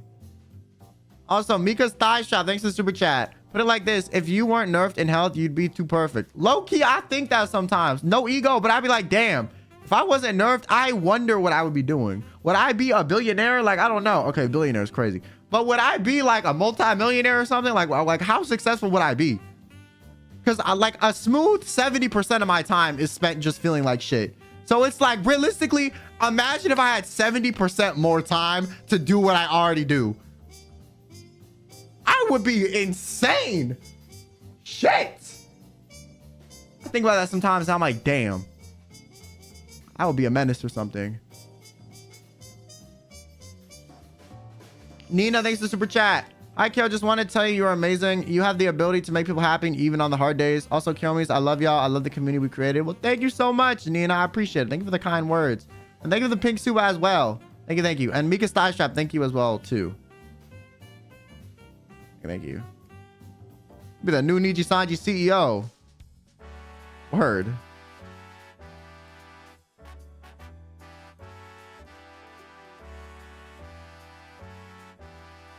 I low-key think if I wasn't sick, I do think I would. Okay, I think, if I were to get better in my current mental state of life and outlook on life, I think I would be uber successful. If I never had any health issues, I don't think I would be doing as much. Like, I realistically think I'd be doing the same amount as I did now, because I wouldn't feel the need to, right? Like, because I have the health problems now and I'm so used to exerting like 10 times as much effort to do anything, I think if suddenly those chains were removed, I would go crazy. But I think if I never had those issues, I don't think I would be driven enough to actually be as powerful as I would be if this shit disappeared overnight. Like, I think I'd be better off if I had these issues and they disappeared versus if I never had them in the first place. In terms of like, in terms of like being not nerfed by like, you know, circumstances. So I think because it allowed me to like learn about certain things in a way, and like I'm used to trying hard all the time, I think that work ethic and like motivation would get me further learning that now. Versus if I never had those issues, I don't think I would have learned that, or I would have learned it way slower. So I do think there are like, ideally this shit will go away one day and then I'll be going crazy, but that never happens. I mean, I guess I'm going as crazy as I would have been if I didn't have health problems, you know?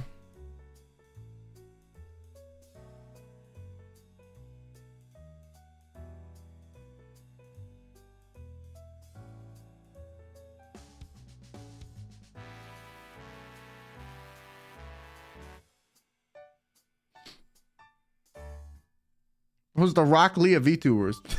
I remember one time I was speaking to like Anna about it and she was like, realistically, bro, if you were like healthy, you would not be doing, you would be doing fuck all. And I was like, what do you mean? She's like, look at how many friends I have that are healthy and they don't do shit. And I was like, you're so right, bestie. You are so right. She's like, you're only this crazy and driven because you had to be. She's like, realistically, it'd be better for you if this shit disappears, but like if you never had it, I don't know if you'd be as driven as you are now anyways. And I was kind of like, you're so right. You're so right. Having fun with other Niji members. I mean, I haven't met up with any in a grip. Well, okay, a grip. It's been like 3 months. I want to go back and hang out with everyone, but like off stream, yeah, I've been having fun. Yo, we've been hanging out in calls more. Like I said, recently everyone's been like chilling and gaming more off stream. It's so nice. There was like a period where we just weren't doing it, and like I think recently we've been like we've come together really in a nice way. You didn't go to Japan? I didn't go during Niji Fest, no.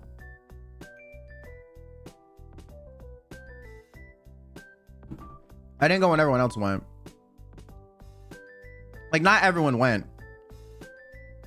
It was only like certain people, like if you were involved in Niji Fest, or like they flew out like certain groups. Yeah, I didn't go.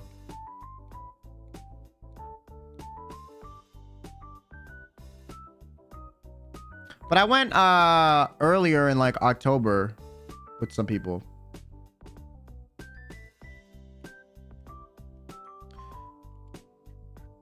Any ones are more off collab stuff? Right, I almost did an off collab in Japan with like Shu, me, and Anna, where we made fucking mochi ice cream. The only reason we didn't end up doing that is because we had nowhere to make the fucking ice cream. Like we literally just didn't have a stream setup that we could use with like a kitchen. Like we almost did that.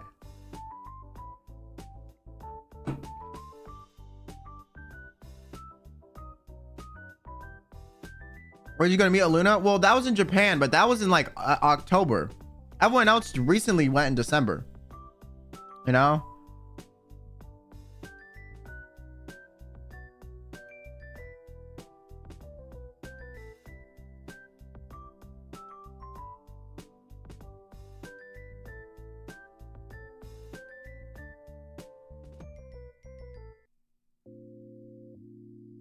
Hold on, my mother messaged me.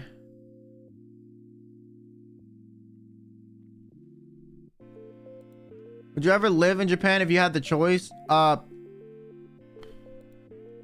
now in my life, no. But maybe like later, yeah. I don't know, I'm kind of at a point where it's like I don't know Japanese. I have too many doctors. Like it's complicated for me to move states right now, you know? So it's like I don't want to go to a different country and have to navigate the healthcare system there, you know? Like I just think that is like way too unrealistic. Also, I'd be away from like all my family. I'd be like the only one, and all my friends. Like it would just not be good for me.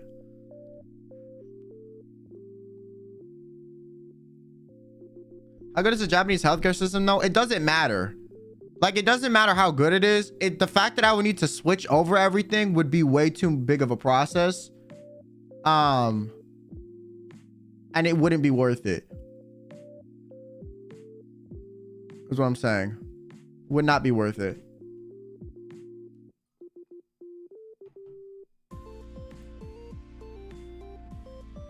It would like pretty much put a halt on my treatment and like make my life a living hell. I would not want to like try to figure that out, because I would have to literally figure out a way to get all my meds and get treatment, and I'd have to catch all these doctors up on my fucking history for the past years, and there'd be a language barrier. No, I don't think I realistically, I don't think I could ever live in a non-English speaking country that is like, I don't think I could probably realistically ever live outside of the US when it comes to health stuff, unless I'm like pretty much already good. Like it's too complicated.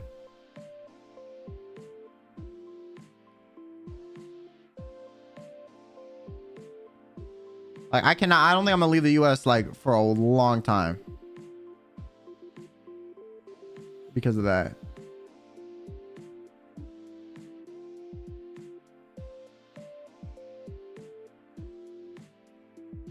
We ever learn Japanese? When I have enough, like, when I'm feeling well enough, maybe. Right now, no. It's not even motivation. It's like, how beneficial is it for me to learn Japanese realistically in my life right now? Not very beneficial aside from like streaming stuff. And even if I learned it, I don't think it would be that beneficial regardless. Because like I don't care enough for like the quote unquote career boost it would give me. Like I'm fine with like my current audience. And two, I think like the amount of time I would spend learning the language to not use it ever in my real life, right, is like not worth it. And also reading and stuff like that is very painful for me. So like learning this would probably stifle some level of energy that I could be exuding elsewhere that would get me to where I wanted to be in life and more.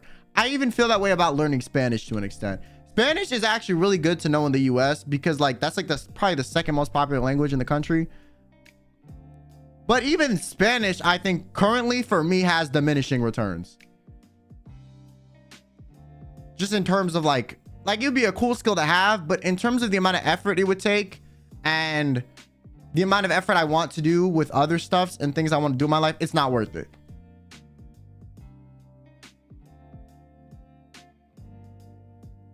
But like I already kind of like casually know Spanish. Like Spanish would not be hard for me to pick up. I just don't think like effort wise, you know, like I said, if I was super healthy, yeah, I would have time to do it, but I am not. So I would probably end up giving myself bad pain trying to learn Spanish and study Spanish. And then I would be streaming less, etc., etc. So, but at least if I learned Spanish in the US, I would be able to maintain it because there's enough people here that speak Spanish that I could just like conversate with them. No.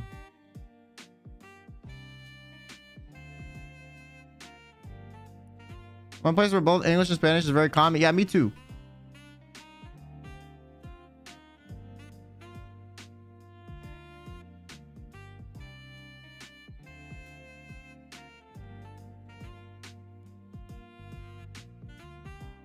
Bro, learning more languages makes you seem less fluent in all languages. I kind of agree. I feel like you can only learn so many, bro. I'm gonna be honest with you.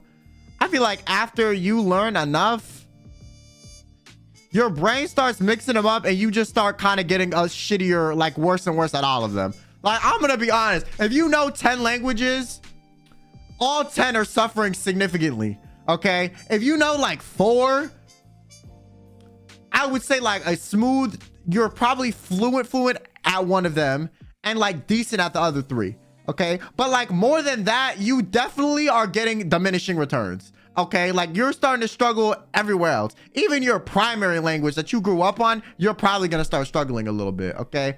Also, you're not gonna realistically talk with enough people that speak those 10 languages to maintain them. You would have to make a crazy amount of effort to do that.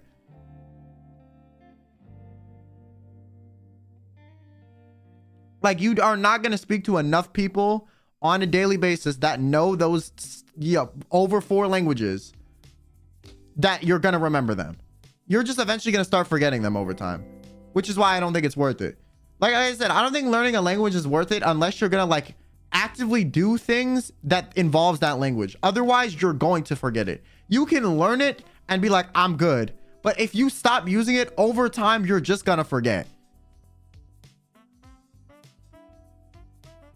You know what I'm saying? You're just gonna fucking forget.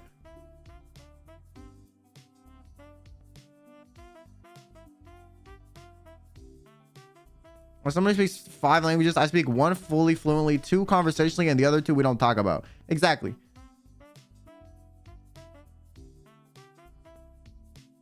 I feel like 4 is like the most languages you can learn without any of them suffering significantly for like the average person. More than 4, even 4, they're gonna start suffering. But like if you make an effort, you can manage 4 and not have them like stifle the other 3, right?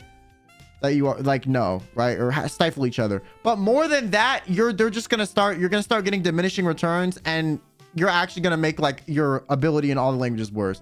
It's kind of like, for example, let's say you have there's like a kitchen at a restaurant, okay?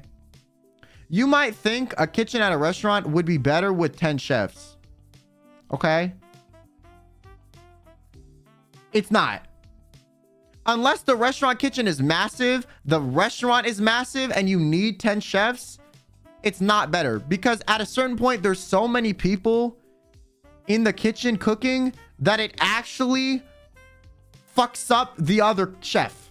Like there's too many people trying to do stuff in the same space that it actually just makes the job significantly difficult for everyone else. That's why businesses all the time, they have to figure out how many people they should hire and have working for them all the time. Because if you have too many people working for the same company, you're actually just gonna make the company's productivity worse. At a certain point, every business has a point where you have more employees than you need, and it makes even like the employees you had prior to when you had too many less effective at their jobs. For amalgamation of reasons. Hi, Finana. Thanks for the raid. Hope you had a good stream. Thank you. What's up, you guards? Hope y'all doing good. So I'm trying to explain something to chat in a way. I'm saying like if you know more than 4 languages, I think your ability at each language gets worse. Your ability at every language you know gets worse the more languages you learn. After like 4, for like the average person. Like if you know 10 languages, you're probably like gonna be dog shit at like majority of them. Even if you knew them fluently at one point. Versus if you know like 4, you can probably maintain 4 and keep, you know, the knowledge of those 4 on a consistent basis if you make an effort. Oh.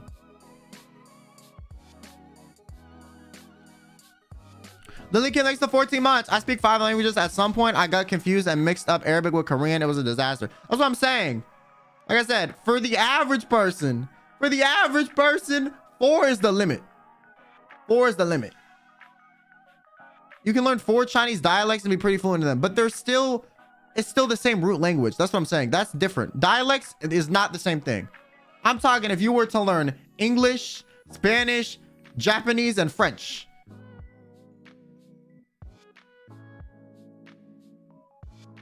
Those don't really overlap that much. Maybe in the lettering system, but that's about it. After that, you're gonna just shoot yourself in the foot. I don't know how Rainbow does it. How does she know 4? I don't fucking know, man. That shit is always impressive to me.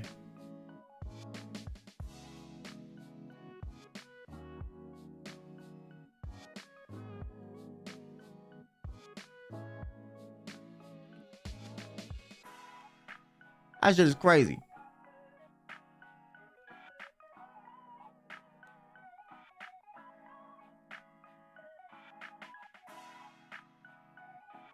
Yeah, I don't think you can be fluent in like more than 4 languages.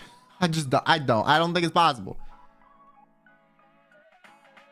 I think after 4, you're lying to yourself if you think you're fluent in all of them. Unless you're a genius. But like most of us are not geniuses. Okay?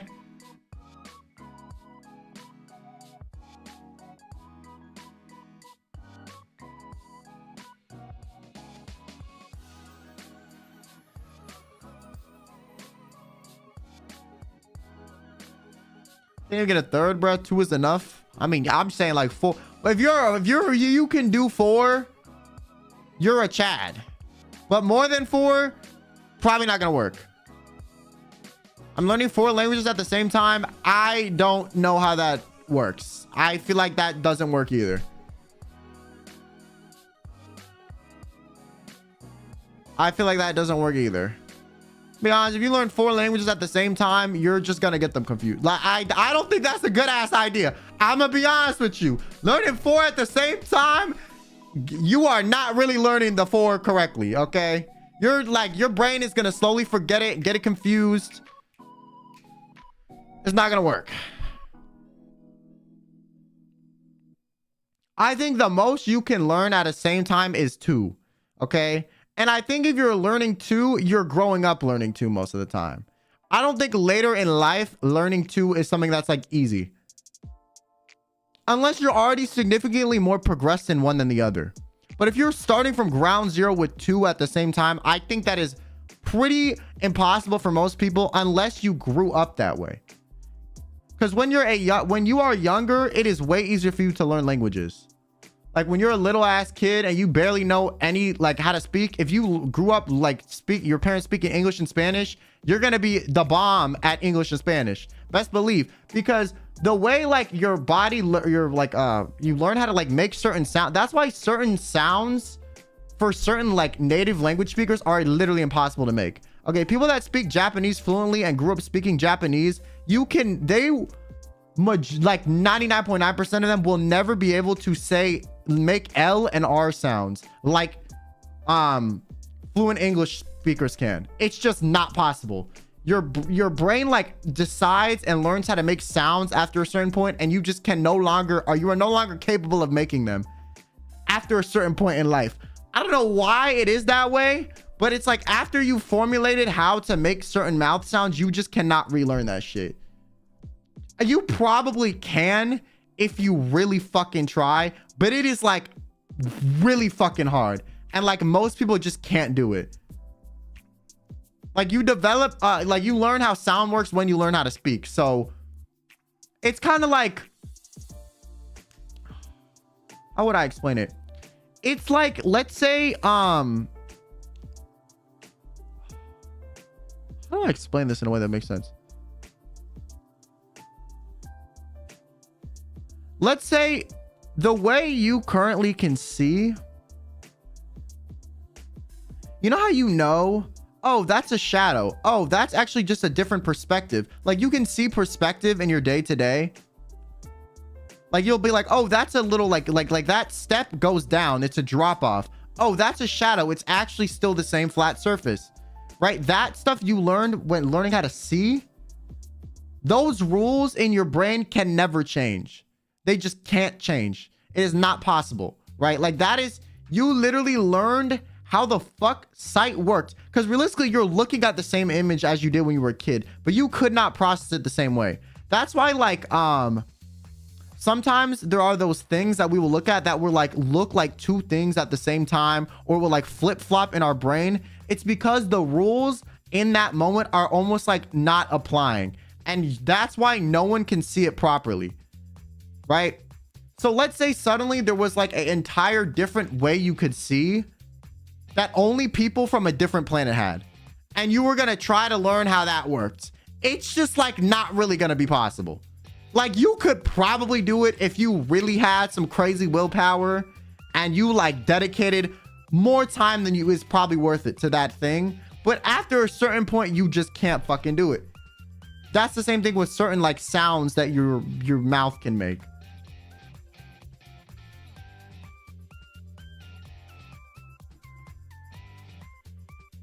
That's the best way I can describe it. And it sounds crazy. You're like, when the fuck would I need to learn how to see a different way? Exactly. But that's how like ludicrous it is for your brain to do the same thing with sounds.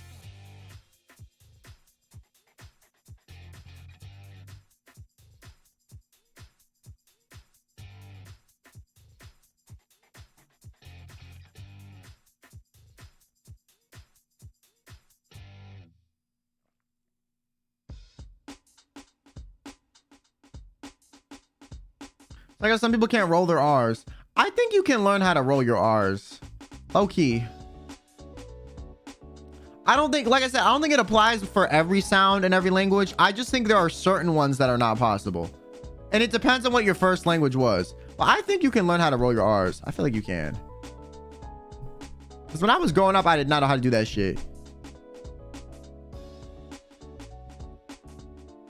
I don't know. It might depend on what your first... Like, it also kind of depends on your first language is too. Your first language didn't provide the same mouth shapes that you can to roll R's. It's probably going to be harder for you. You know what I'm saying? Like, I think if you grew up speaking English fluently, you can roll your R's.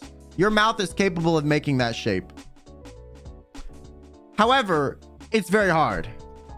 But I think there are some people that grew up speaking like different languages, because I can't really speak to other languages because I didn't grow up speaking them, that definitely cannot make like roll their R's, because there is no mouth shape they make in their language that is even similar to that. That's kind of how it works.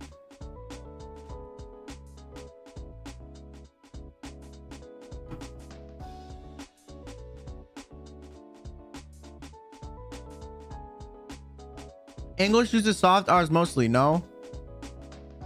Well, I can literally say that I'm a living proof that you can learn how to roll your R's, because I did not grow up learning any Spanish, bro. Did not happen. I only learned English until like high school. So, and I can roll my R's. And like most people in my Spanish class could roll their R's, and they had only ever grown up speaking English. So we use soft R's, but there are other sounds in the English language that mimic the same mouth shape. It's not really the sound, it's the mouth shape that makes the sound possible. So if you're not used to making that mouth shape, you can't really do it. I don't know how to explain it.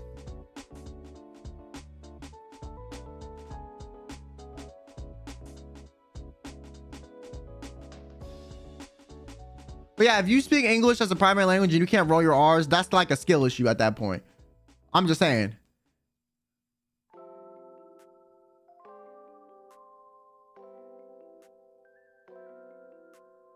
It's like how those people that can't like fold their tongue. You know how some people can roll their tongue and some people can't. It's some shit like that. It's just like one of those random things that like some people can and can't do.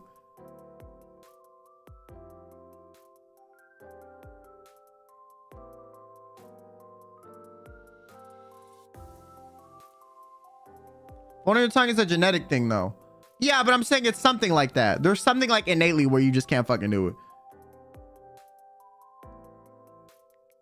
But I low-key think you can learn how to do it. I feel like that's something you can learn how to do it. You can definitely learn how to fucking roll your R's if you speak English as a primary language. I'm pretty positive. Because I know hella people that speak English as a primary language that can roll their R's, and they never grew up speaking any language where that was a thing. Maybe it's like learning how to whistle. Maybe. I think there's some people that will just never learn how to whistle though. I to this day can't whistle.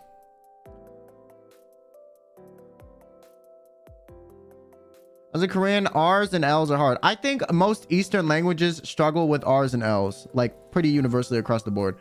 I'm not like positive that that's true, but the way the sounds you guys make in Eastern languages are similar to each other in the same way that the sounds that English, Spanish, and like French make are like relatively similar too, right? Like, because they're all kind of like Latin root based or whatever. So it's like, they're kind of similar. Not really, but they're similar enough. You know what I'm saying? So I think with Eastern languages, there's like a similar thing to an extent. And that's why the sounds that you guys can't make can be shared between the languages.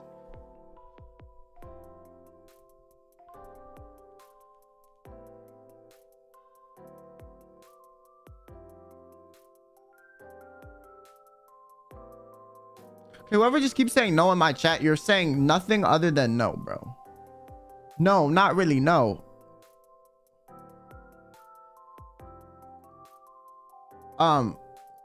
Listen, bro, they have the same root like language, bro. That's just you can look it up. You can look it up. You can look at, okay, they're Latin root based, bro. Like you can look that shit up. The fuck?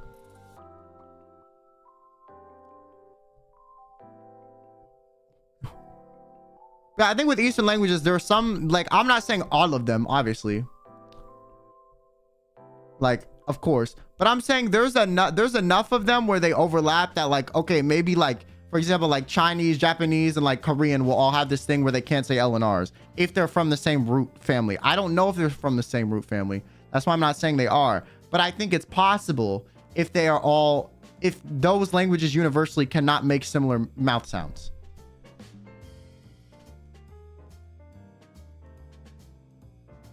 You gotta give it to them though. They're persistent. I mean, if you want to be persistently dumb, I mean, that's crazy. Nah, Chinese speakers can differentiate L and R. Okay, I was just going based off what someone said where they couldn't do that. You can differentiate it. That doesn't mean you can say it though. But what I'm saying is, if it is shared between those three, because I was using it as an example, it's probably because it's the same root language. Japanese people pronounce L as R, I think. No, Japanese people do both at the same time. I don't know how to explain it. You would have to hear it. People that speak Japanese natively, when they try to make the sound L or R, they just do both at the same time. I'm so serious. I can't even mimic it. I don't know how to explain it to you, but it's literally both sounds at the same time. I'm dead ass. Listen to it carefully. They're making an L sound and they're making an R sound at the same time. It's like a mix of them. It's like you put that shit in a blender and like it's its own thing. That's why we as English speakers can't make that sound either. The sound that they try to make when they say L and R, we also conversely cannot make that sound. It's not something we can really do either. When we do it, we'll just, the only way we can really mimic it is just by using the wrong one.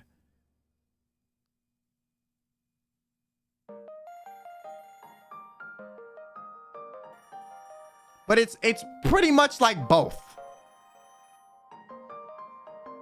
So it's easier to try to mimic theirs. It's not, you're not gonna be perfect at it, but it's easier to combine two sounds we already know into one than it is for them to take a sound they already know and try to change it into two things. Like, think about the sound you make when you say when you like make a M sound, right? Or like an M sound. Any letter in English that you make a sound for. Imagine trying to split that into two separate sounds. How the fuck would you go about doing that? That probably makes no fucking sense. You're probably like, in what way would I split it? How would that work? Exactly. That's what you're asking people that grew up speaking Japanese to do when you want them to pronounce the letter L and the letter R the way we do in the West. It's just not something that is like gonna be possible for most of them because the way learning languages and stuff works when you grow up. Honestly, English speakers' grammar is terrible. As an American, I agree with this. I feel like it just depends on who you're around, bro. There are people that speak super proper English. You know, I think people being like, everyone that speaks this language's grammar is terrible. Well, if everyone that speaks the language has bad grammar, maybe the language is designed for it to be grammatically said that way, you know? Or you live in an area where everyone has a dialect. But I don't really think it'd be something where it's like everyone in English has bad. No, that's stupid. That is dumb. If everyone in English has bad grammar, then the grammar is just that.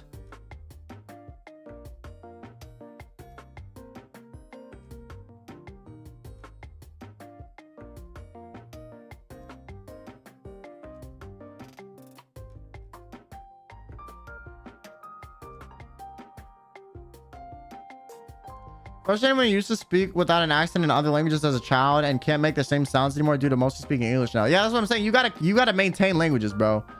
Like, it's not something you just learn once and you're like, I'm done, I learned it. Like, no. That's with anything you learn. You gotta do it enough to where you remember how to do it.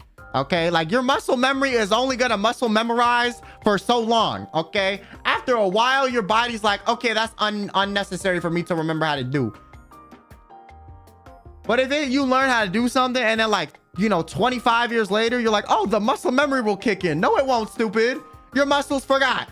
They moved on. They replaced that knowledge with something else. With anything. With fucking anything.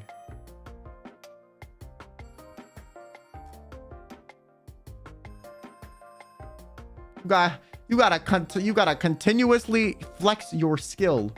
It's like me, bro. I do not know how to do fucking visual effects compositing and After Effects as good as I used to like fucking 5, 6 years ago.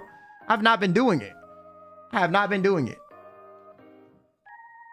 I could probably relearn it a lot easier than someone who's never done it. But I can't just like open up the fucking bitch and be like, oh, I know exactly what the fuck I'm doing. No, I don't. You know, I have no clue. My language teacher once told me you will literally never stop learning a language. I mean, that's true. There's some words in English I learn every other day. I'm like, oh, that's a new word. That's crazy. And then I'll forget it a week later because I never use it.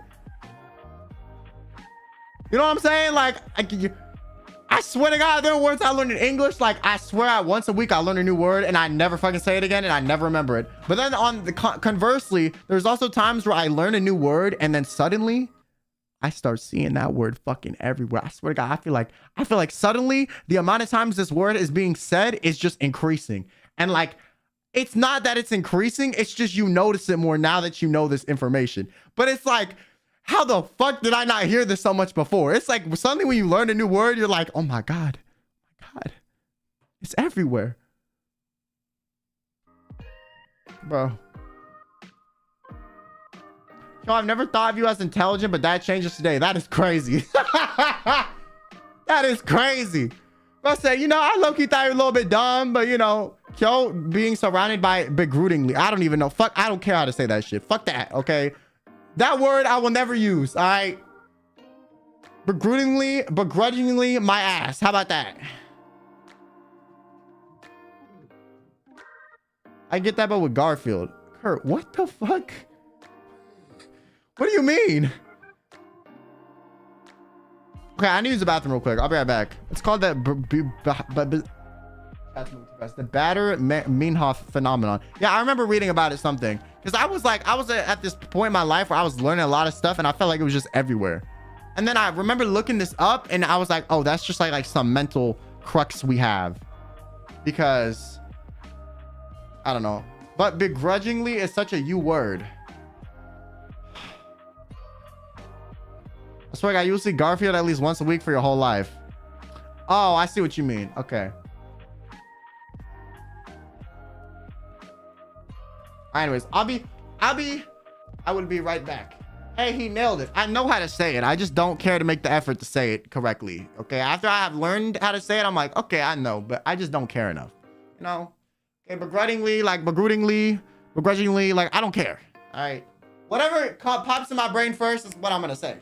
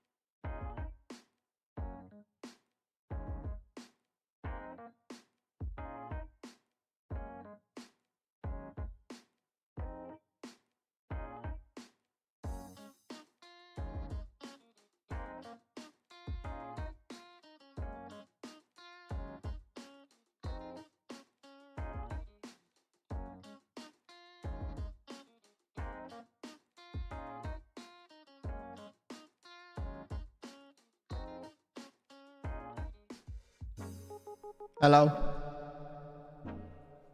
I'm back.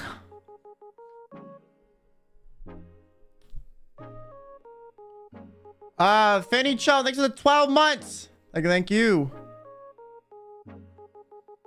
Decadmai, thanks for the 5 months. Bro, don't just say we have a small brain. When did I say that? I mean, you do, but when did I say that?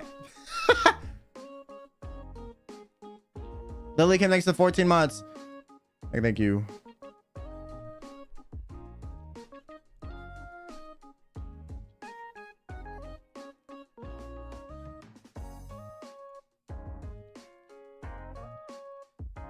Not him agreeing, because it's funny to agree. Are you mad you have a tiny brain, huh? Yo, I remember when I learned like smooth brain, like what actually like was scientifically true. I was like, what the fuck? I was like, damn, you got more wrinkles on that bitch, and it like actually means you're more intelligent. I was like, that is crazy.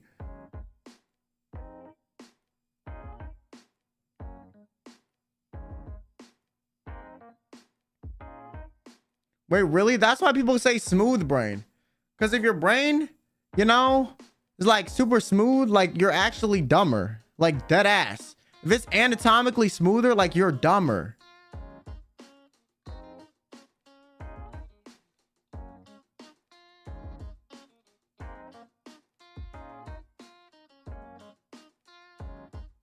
My brain's smooth as fuck then. I thought it was a joke. No, I'm pretty sure it's true.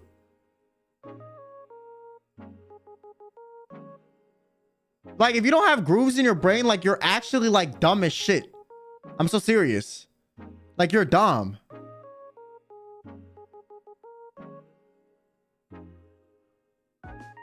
And I think you die quicker, too.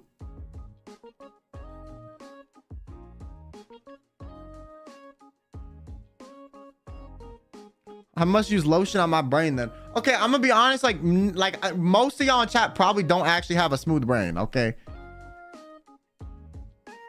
It's not like on some crazy shit like you learn something and your brain gets a wrinkle type shit, okay? It's not like that. But it like there's actually like if you don't have any notches or things in your brain, like it's bad. I think you can be born that way and it's like a birth defect.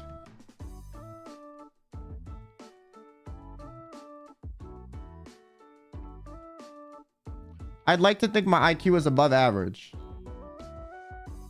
Shout out to you.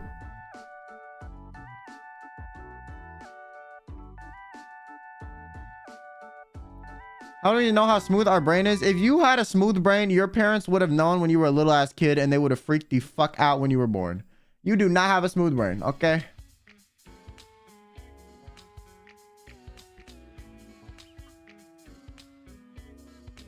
Like you die like within like the first year of being alive most of the time.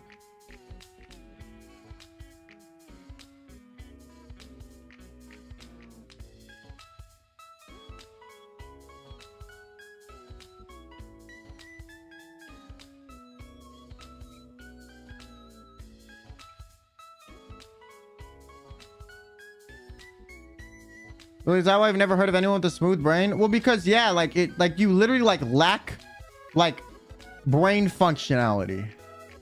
So like your body doesn't even know how to like live in some ways.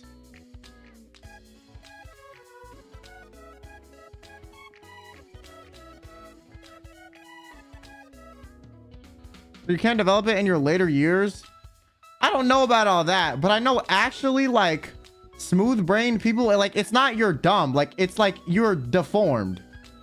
It's like being born with like your heart outside of your body, or like fucking like half your heart isn't like functional when you're born, or like it's half your heart's not developed. It's like that.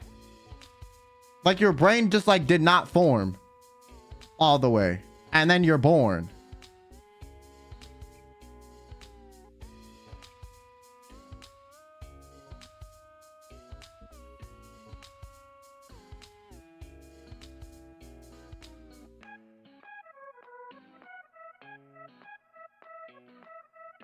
Oh yeah, you're a living, breathing, and you're like over the age of like 2 years old. You probably don't have a smooth brain, like actually.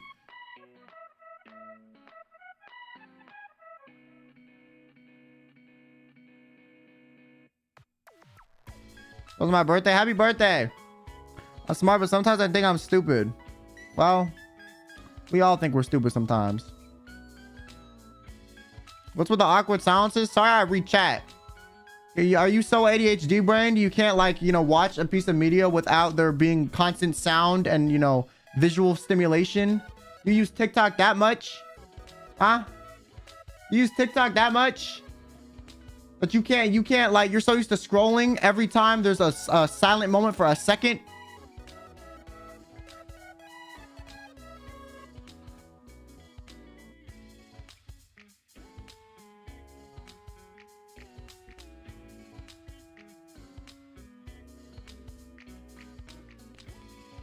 Yo, stop charging missiles. They literally charged one at me. They said, oh, what's with all the awkward silences? What's with their ability to, like, have you ever had a conversation with a real person? You know, like, there's silences sometimes and there's pauses where people, like, think about what to say next, or they're processing information you tell them. I don't know, man. Maybe you don't talk to people enough. Like, I'm just saying, like, there's no way there was any awkward silence in my stream that was, like, significant enough for someone to point it out. So if you're pointing it out, the only person that's awkward is you. Is what it is.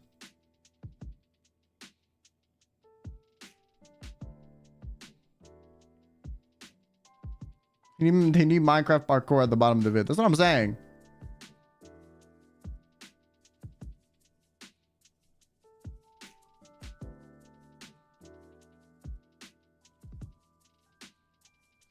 Because the way I thought I was genuinely so dumb in school, and meanwhile I have 2 learning disabilities. I had no idea until after I graduated. Well, you're chilling now. You figured it out. You know what I'm saying? I just remembered I used to find sounds awkward, and now a year later I'm used to it. I mean, I think it depends.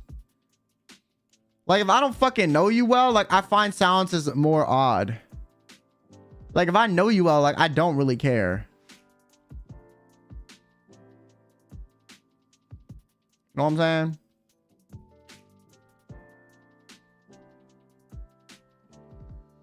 You're gonna continue the horror game you played last Twitch stream? Yeah, I'll probably stream it on Twitch again.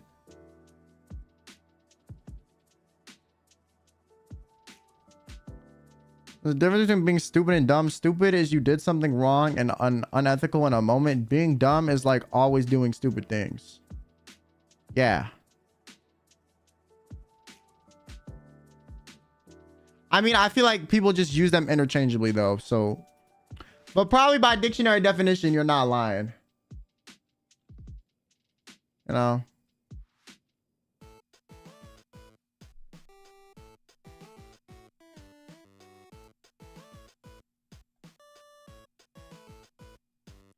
Got a mother stick bug. Think we need to change the subject to make this less awkward. No. If it's awkward for you. I'm chilling. I'm chilling, personally. So, you know, that's on you. If my stream was that awkward, I would not have this many people watching me all the time. I'm just saying.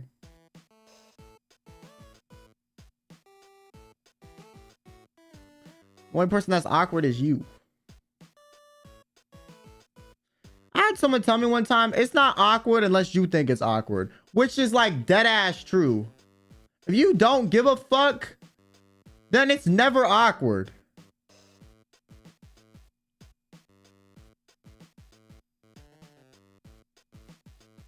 Okay, John, can you stop saying, bro, is it weird? And then followed up by some like random sentence that is like unrelated to what the fuck we're talking about. Like, what are you talking about, bro? Huh? I don't understand.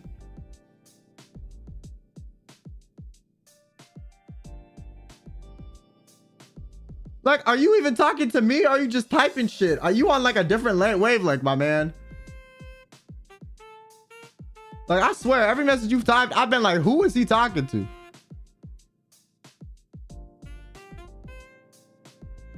Are you streaming too? You like Chat GPT or kill me? No, I feel like it's only awkward if you make it awkward. You wanna know what I also realized? Oh my God. Some like, psychologist said this one time and I was like, oh my God, you're so right. People who are actually less awkward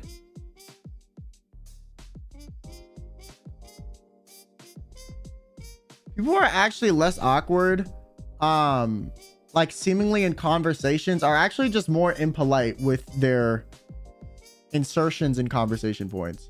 Like people that are super extroverted, the reason they never seem awkward is because they're so inconsiderate of everyone else when they fucking speak that like they literally don't give a flying fuck if they're interrupting you or whatever. And it seems natural to them because they never pause or seem like odd about it. But in reality, they were just not reading the room a lot of the time. Obviously, this doesn't apply to everyone. There are people who are like well socialized too. But a lot of like really extroverted people just seem fine because they don't care enough to like read the vibes. Like dead ass. It's so true. And a lot of introverted people or the people that are more socially awkward are caring too much about the like reading the room. Like they overthink it too much and then they get tripped up. So like you kind of need to do a bit of both.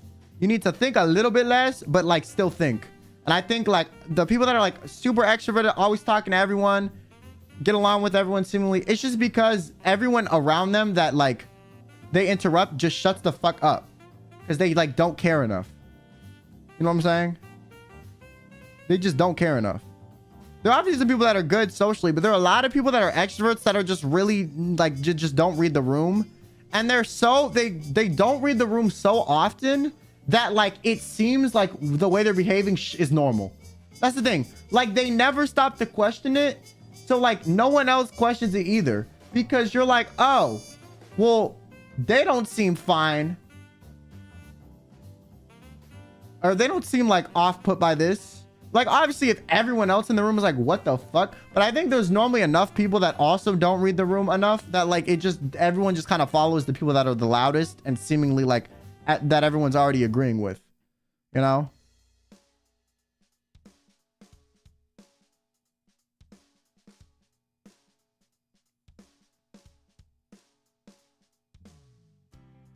Huge overthinker and I get anxious when having a conversation. Yeah, me too. But the people that are like find like less awkward moments are either like they are just less inconsiderate socially or they are just like more seasoned socially, meaning like they interact with people more, so they've kind of learned how to not find things as awkward. But the people that like, I swear there are some people you could, I swear to God, never a day in their life have they found shit awkward. Never a day in their life have they found the way they interact with people awkward. It's because they don't care enough about like getting the feedback from the people around them and they just proceed to do them in every scenario. Which in reality, like, will slowly make you look like a dickhead to like a lot of people. But there are enough people like there are enough other people like that you can just be friends with them instead.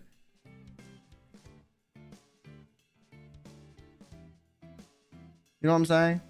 Like there are enough people that don't care that you can have friends if you don't care. But if it's two people that do care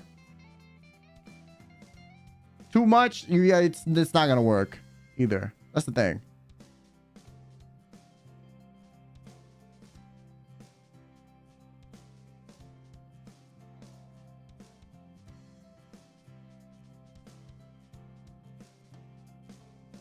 They're not an asshole about it. That's kind of a superpower. Well, they're just like very good at like they've talked so much that they've gotten good at it. Right? But the people that have never like you have never seen them find shit awkward, or if they do, it's like stuff that most people don't find awkward. Most of the time, it's just because they don't know how to read a room or they don't care. And like that's more of like an inherent thing.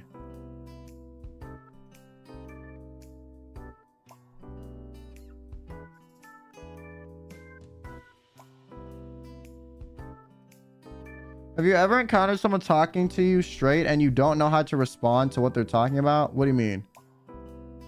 Like they're just saying shit?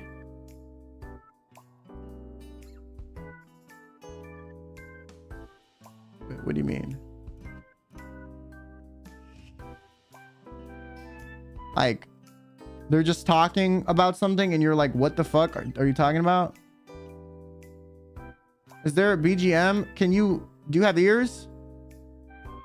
You tell me.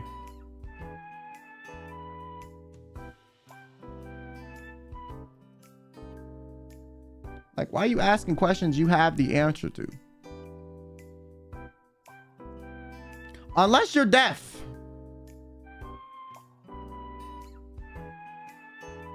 I think if someone's just yapping and you don't know how to respond. Oh, if I don't know how to respond to someone, I'll just say that's crazy.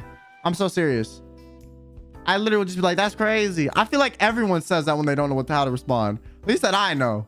When I do know how to respond, I'll say that's crazy too. Because sometimes it's actually crazy. But sometimes you're just like, oh yeah, that's crazy. Because you just don't know what to say. You know what I'm saying?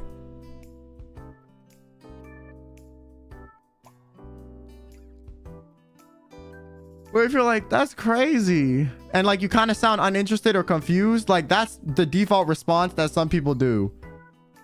But if I actually am like, that's crazy, then I mean it. Like that is actually quite literally insane.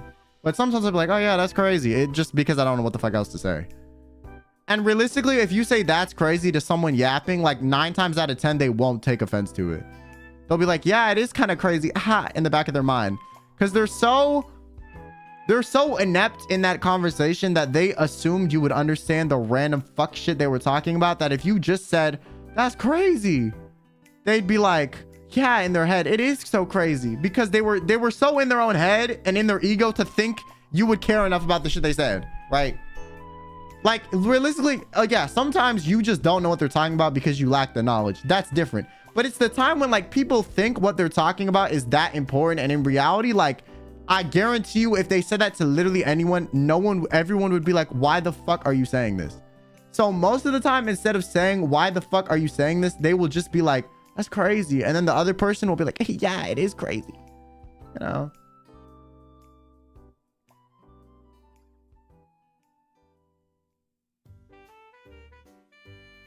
Trevor reads a super joke he doesn't get because he misread it. Yo, that's crazy. I actually do that shit.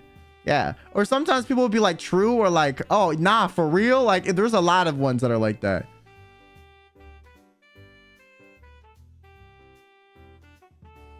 My dog just died. That's crazy. I mean, that will work.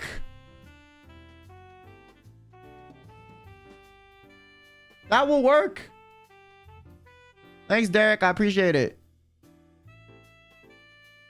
That will work. Like, you could be like, damn, my dog died. You could be like, damn, that's crazy, bro.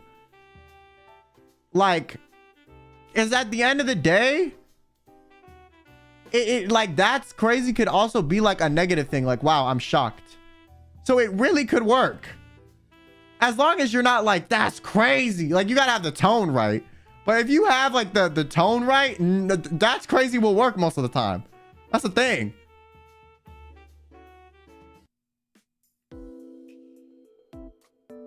It's so versatile. I like it. They usually hit him with the who asked that. Who asked is crazy. Okay, like actually, what the fuck? Who asked is fucked up, bro. Like, do you want friends? People who say who asked, y'all some of the rudest motherfuckers, bro. At least pretend to be like, oh, that's crazy, or well, for real. Like, the people that are like, who asked? I'm like, who the fuck asked you to interject and ask who asked? The fuck? I only feel like who asked is an appropriate response is if someone's giving their opinion on something you did or something about you that is unwarranted given the situation. Like if they're like, oh, I think your shirt looks ugly today. Then you could be like, who asked? But most of the time, it's very like you're trying to start a fight. I would only do it if the person already incited a fight. Otherwise, it like doesn't work. You just kind of seem like a dickhead. You seem like a bellend. Can I ask you a question? Bro, just ask the question. Because I can't know if the question is appropriate or not until you ask it. But you asking if you can ask me a question is like dumb. You know, just ask it. I'm saying.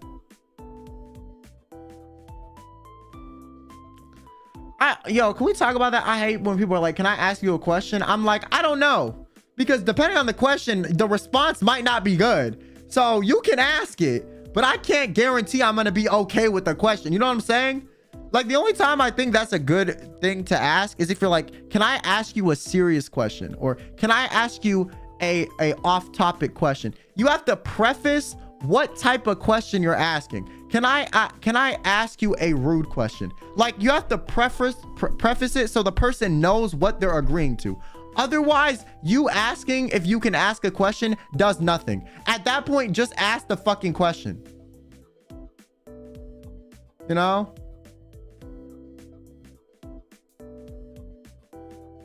Like, you didn't even need to ask the question about the question, because you don't know how they're going to react until you ask the question, unless you described the type of question you're already going to ask.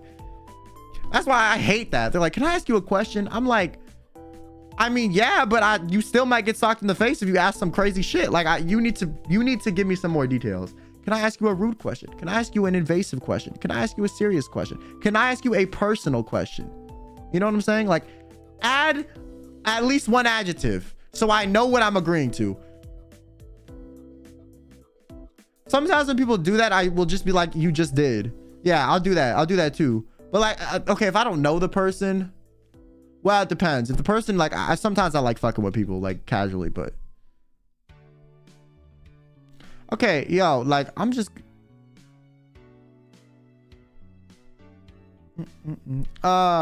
Wolfie, thanks so much for the super chat. Thank you. I appreciate it. I just say, what type of question?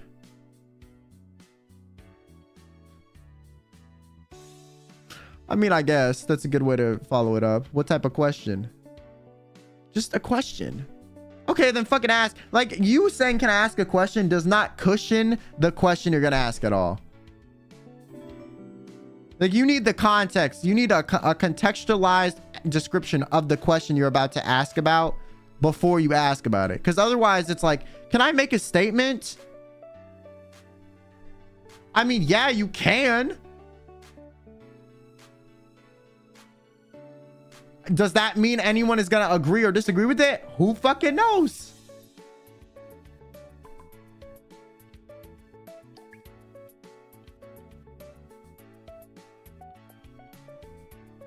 The only time I think you should be like, can I ask a question or can I make a statement, is if you're in a conversation with a bunch of people, it's kind of hostile and you don't want to interrupt someone. Right? That's the only time I think it's like, but that's more asking, hey, can I speak right now or am I going to interrupt you? That's the only time it's really okay to be like, can I ask a question or can I make a statement? Is if you're in a group setting, someone's talking, someone else is about to talk, but you really want to say something before the topic is changing. Like, hey, real quick before that, can I ask a question? That's being like, hey, can I speak and interrupt you real quick because I need to get this out. That's the only time I feel like it's normal, you know? So.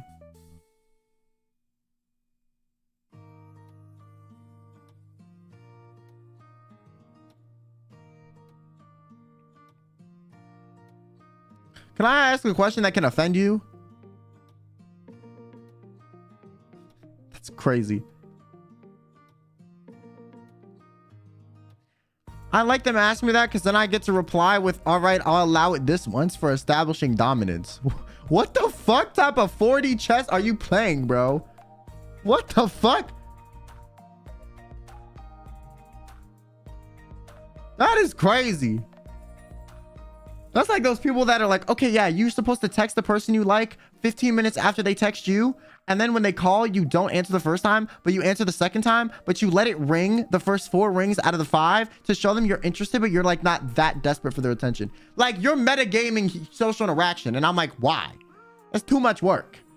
Okay. The world will be a lot better if people stop acting. We're just like genuine with their shit. You want to talk to the person? Show interest. You don't want to talk to the person? Don't show interest. But don't fake that you don't care when you do. Like, that just causes problems. You're manipulating, essentially. Cozy Kitsune, thanks for the 14 months. Keep forgetting to do this. It's been a while, but because I've been forced to be a VOD watcher only, but I hope you're doing well. Thank you, bro. I'm doing okay. Thank you. Hope you've been doing good as well. And Maya, thanks for the 2 months. Norfia, thanks for the membership. And Kazu, thanks for the 2 months. Thank you. Let's be for real. Like, stop being fake. No, I agree. I don't know what is up. Yo, I feel like there's been this rise of like empowered. I don't really think this is controversial. I'm gonna say this is controversial and this gets me canceled on Twitter. Well, fuck. I said it and I stand by what I said. Okay. I think there's been this weird rise of like empowered femininity / girl boss behavior that is just vowed in toxicity. What I mean is there are like these like girls on like, you know, social media, wherever, they're like, yeah, because I use people to my advantage because, you know, girl boss, like that sort of shit. I'm like, what the fuck are you, like, you're being manipulative. If a dude did that to you, you would be like, that is so manipulative and fucked up and da da da. But since you're like, you know, you're in the whole like girl boss mentality, I'm like, bro, if a dude did that, you call that shit toxic masculinity, but you do it, it's girl bossing. Like, come on. What the fuck is this? What is this? Why are we doing this? Stop it. You can empower yourself without manipulating other people. I don't know why this is this whole thing on like, I see on social media with like people my age realistically, but like in the younger generations, they're like doing this whole toxicity shit and trying to be like, girl boss. Like, no, stupid. You're just toxic. You're just toxic. It's not everyone, but like, you're just toxic. And if the dudes did that, you would be like, you would be the first person to say it's toxic. But since you're doing it, it's okay. I just think that's crazy to me. I don't know why that's a thing that's happening all the time. I don't know why it is. They like act like manipulating people to get what they want is like some crazy, you know, empowering thing. I'm like, bro, if someone manipulated you, you would hate that shit. Why the fuck are you doing this like it's fucking cool? I don't understand the whole, the gaslight gatekeeping are supposed to be bad. No, but like, I think people, I think the gaslight gatekeep girl boss, I low-key think that's a meme. Okay, but there are some people that like take that shit so dead ass, and I'm like, you are not girl bossing, you're just being manipulative. But I've been seeing that on TikTok, or like, you know, like other social platforms will repost like random short videos of like TikToks or whatever the fuck of people saying that shit, and I'm like, what the fuck are we doing? And it will have like hella likes. I'm like, what is wrong with people? They're just outwardly encouraging manipulation. Was it not meant to be a meme in the first place? It was meant to be a meme in the first place. But some people like are encouraging that behavior like it's a serious thing. I mean, I think it's this, I think dudes on social media do the same thing too, right? But I just think recently I've been noticing it more with like the whole like girl power sector of the internet, where they like are actually thinking it's a good thing, you know? I feel like when guys do it, at least there's some other dudes in the comments like, what the fuck is wrong with you, stupid? Like, you are a dickhead. Like, you know, it's less like accepted. TikTok is just a bad behavior rewarding system. I kind of agree.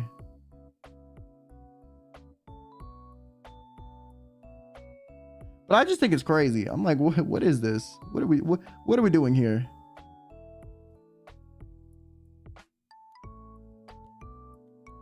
Being toxic is not empowering. Exactly, bro.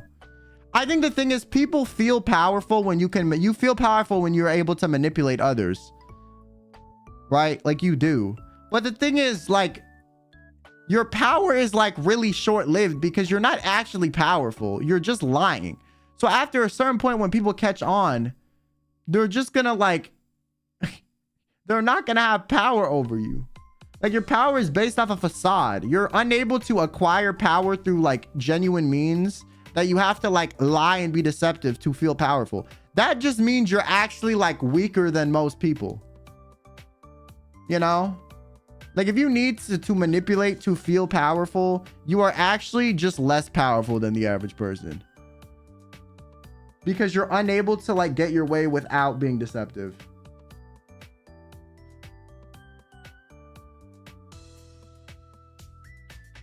Actually, people aren't going to be the one commenting on toxic TikToks. They just skip it. That is so true.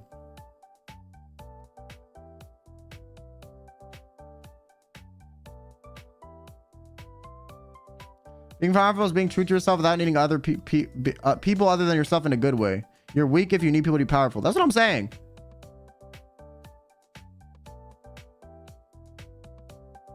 Works for politicians though? Well, you know, there's a reason when people talk about politics, like a room gets divided in like a millisecond.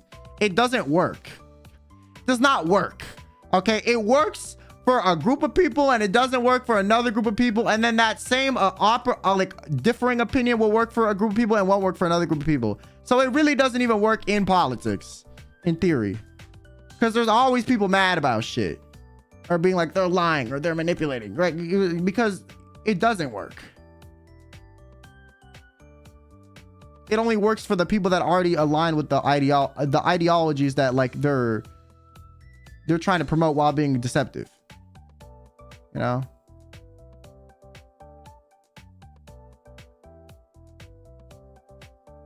I'd argue there's a difference between manipulation and persuasion. I mean, I agree, but I think like persuasion is like it is manipulation to an extent. Like you were trying to like change someone's opinion about something like through exterior means. I think, okay, actually, I see your point. I guess if you're able to provide someone with the information and provide discourse that may provide someone with a different perspective, that's not manipulation. Manipulation is when you force your perspective onto other people through deceptive practices. But I do think there are people that are persuasive that also do it through manipulative practices, but I guess that's not actually persuasion. If you get down to it, it's just manipulation. They'll just frame it like they're persuading you, and they'll try to present like they're giving you new information to change your opinion, but in reality they're not giving you new information that gives you the full scope of the thing. They're giving you information that will get you to behave the way they want you to. So it's not really like new information. Like it's not like they're having a debate or they're like, oh yeah, well I think this because this is this and you didn't think about this is this. No, they're just gonna tell you the information about this thing that will get you to the result that they want and leave out everything else, which is like the deceptive part. So I guess I agree with you now that I thought about what your statement.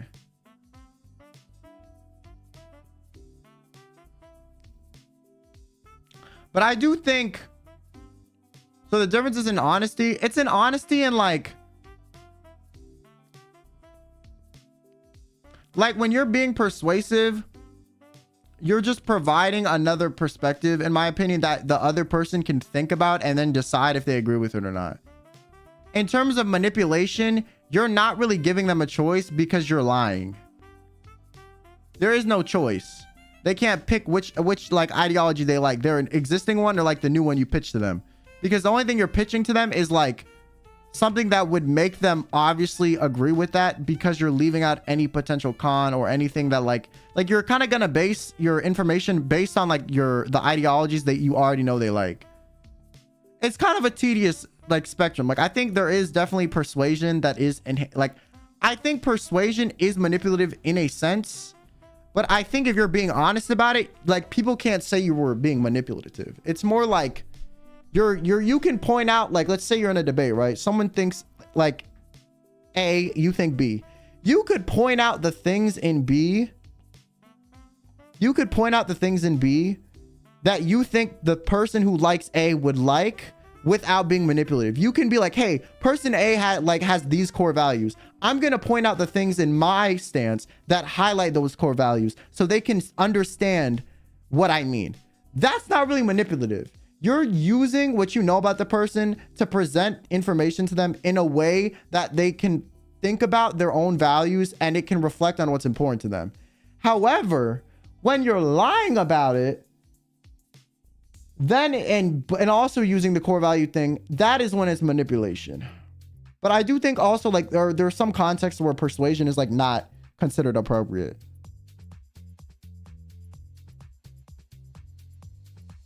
Like,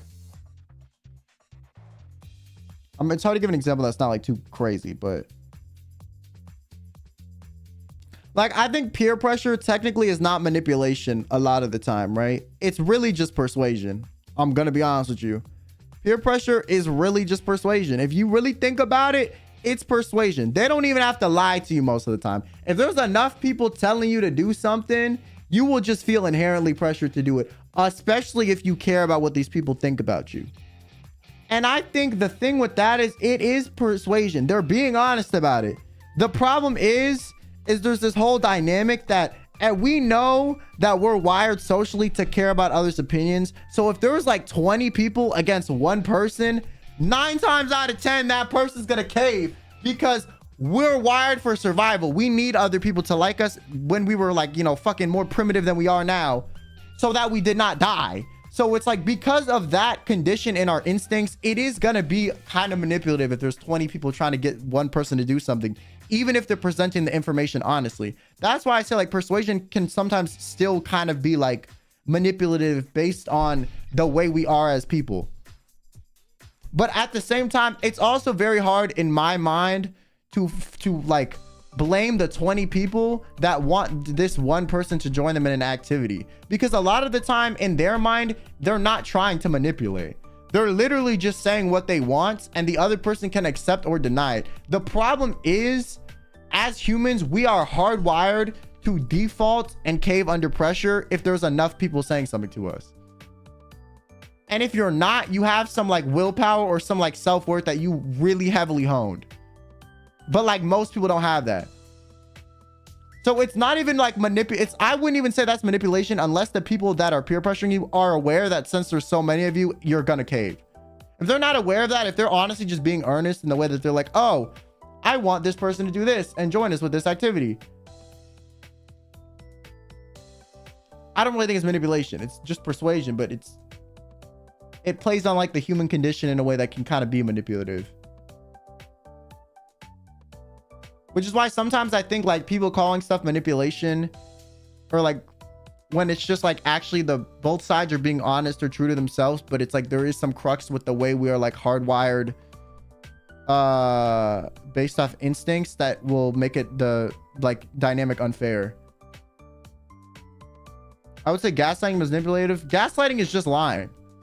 Literally lying. Gaslighting is literally lying. It's about intent. Well, okay, yeah, you can say that, but in certain circumstances, intent does not really matter.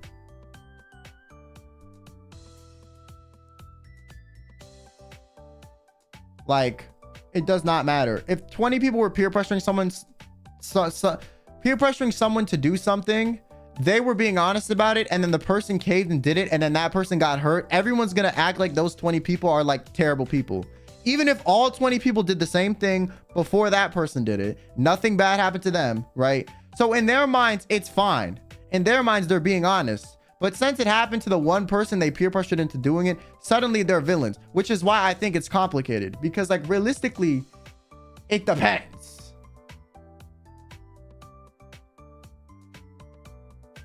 It really depends.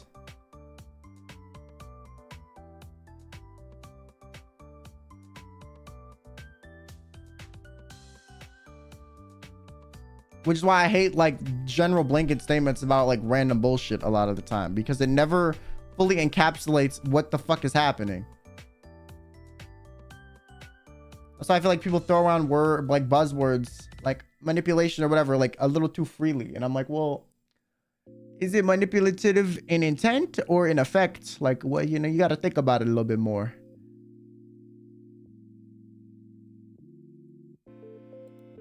If it's putting the person's life in danger, then what would that be like they are aware? Well, sometimes sometimes you don't know something is dangerous until it till the one person that gets screwed. Like, that's just how it is. If it was safe for 99 people and then it was unsafe for one person, statistically it's safe. Most people are going to consider it safe. It takes the one person that it was unsafe for to suddenly make the whole thing unsafe. You know what I'm saying? That's the thing.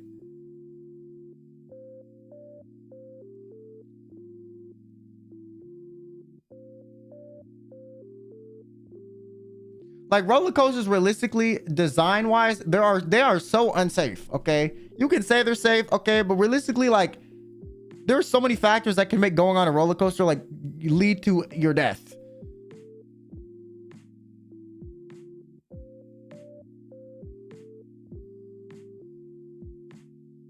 Buildings collapse all the time, but we don't act like all buildings are unsafe because of that. Sometimes shit just dead ass happens.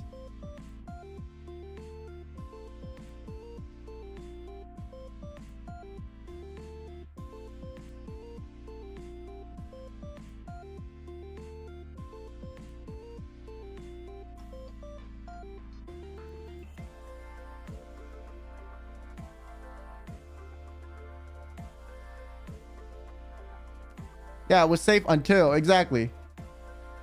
That only matters for interpersonal relationships. For legal purposes, it's yeah, I know. Well, yeah.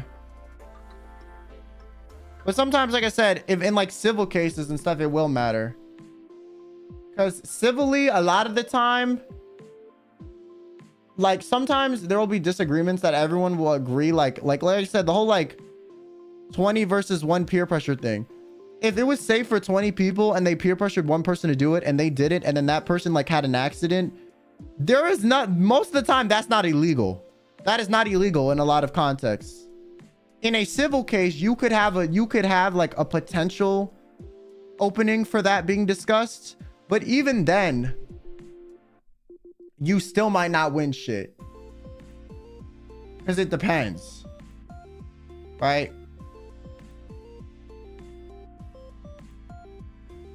Yo, I got 2-month-old unrefrigerated orange juice. Should I drink it? Isn't some orange juice shelf stable? I don't know if I'm crazy. Some juices are shelf stable. I don't know if orange juice is. But personally, I wouldn't recommend it.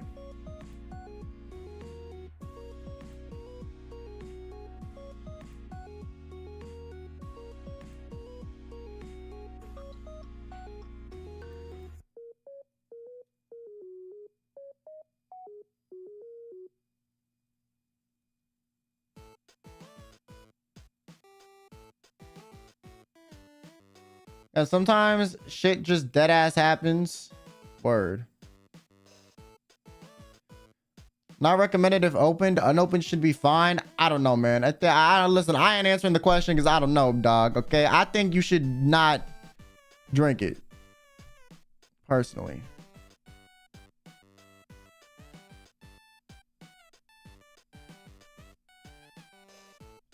Me personally.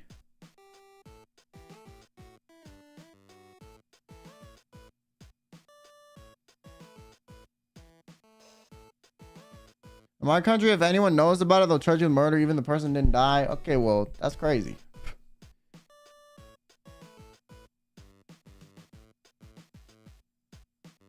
I chugged it. We'll see how it goes tomorrow. You dumbass motherfucker. You dumbass motherfucker.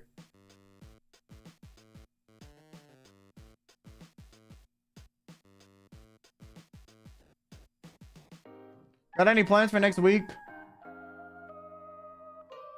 Nope. Nope.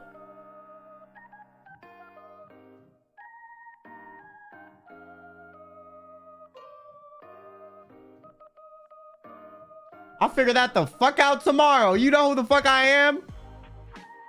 I was gonna have a stuff planned before. The fuck? I'm barely able to get through today, bro.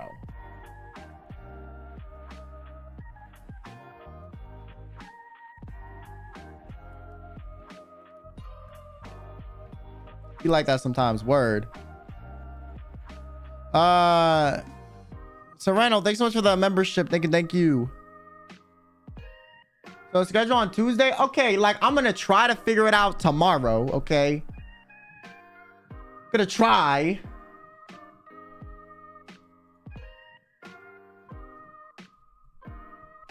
Keyword try. Not sure though.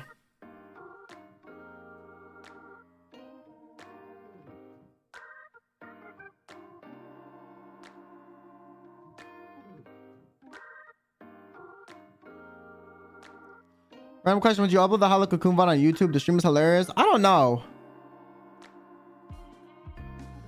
I don't know if Kyo already dressed it, but are we doing chatting after Anime Impulse? No. My voice is gonna be dead. My voice is healed. I need to record some stuff on like the next day too, so I'm probably just not gonna stream tomorrow. To be honest with you. We can talk about that the next day.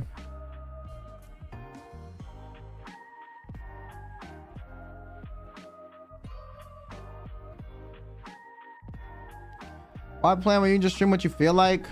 Word. I low-key want to just do a week where I just don't post the schedule and I'm just gonna tweet I'm live.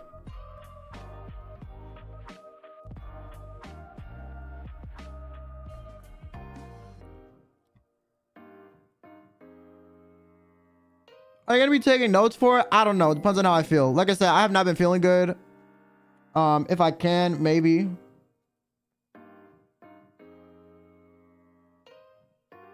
I'm probably not getting some from the art gallery. Probably not. I'm not going there in person, and I don't have anyone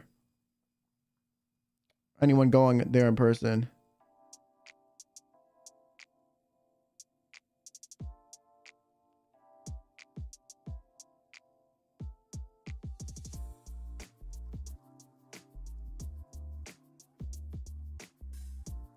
We will see.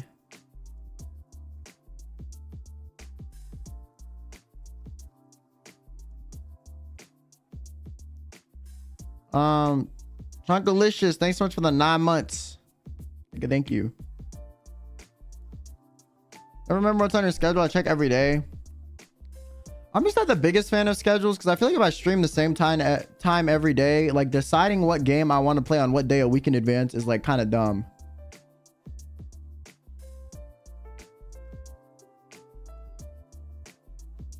Also, I feel like people tend to just opt out of games they don't like without actually like giving the game a chance, or like opt out of games they don't know what they are without giving it a chance and actually watching and maybe actually finding it entertaining too.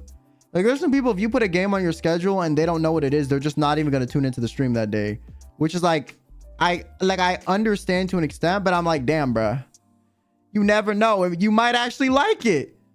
Like a lot of the time, most of the streams I watched never had schedules, and I would just like open their stream when they were live, and if I like was entertained after watching for a bit, I would stay. If not, I wouldn't.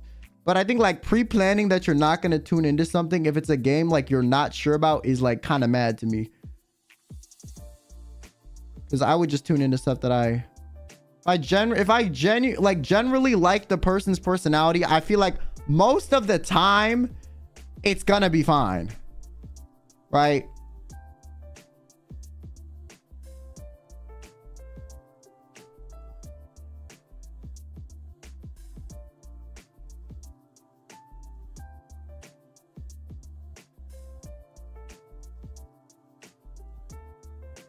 But I think a lot of people don't care enough to like, you know.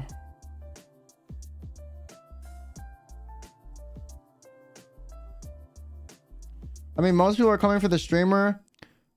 I think there are a lot of people that are very picky with games they watch for streamers, and I guarantee you if the streamer switched games, they would not watch them, which I personally cannot understand. I don't know why you're gonna watch a streamer stream a game if they switched games, you'd be so willing to drop them. Because my thing is, I guarantee you there's someone else streaming that game. If you're that interest in the person streaming a game is that fickle, watch someone else who's streaming the same fucking game. There is 100% someone else. Dead ass. Like, if you really don't care for the personality at all, I'm like, dog,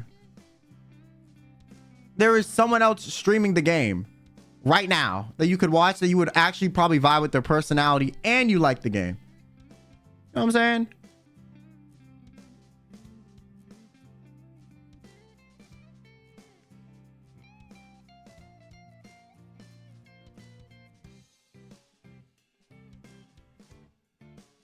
I wouldn't watch FPS because of headaches. Well, that's fine. Like I said, that's fine. But I'm saying like there's some people that like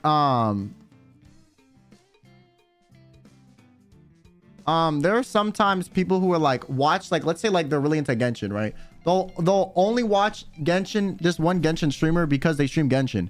But then the person stops streaming Genshin and they never watch them again. My thing is like, if you were that uninterested by the person that all they needed was to be playing Genshin for you to watch them, why the fuck don't you watch someone else playing Genshin?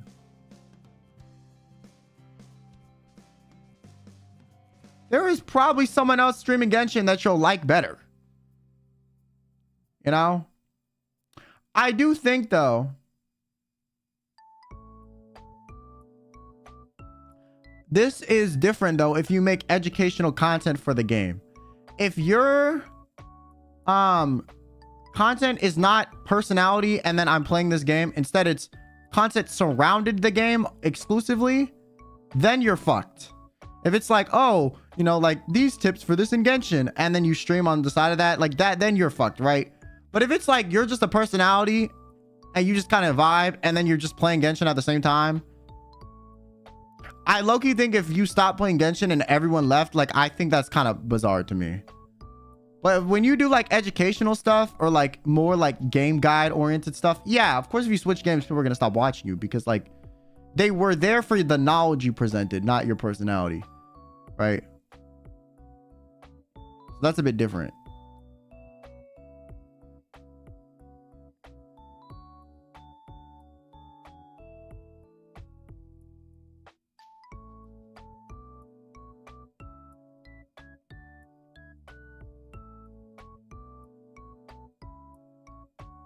Genshin.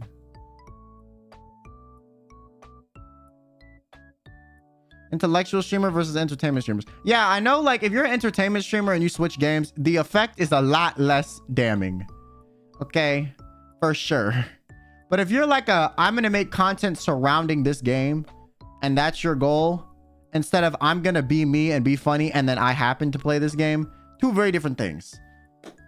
Making content surrounding a game versus being yourself and playing a game, two different things.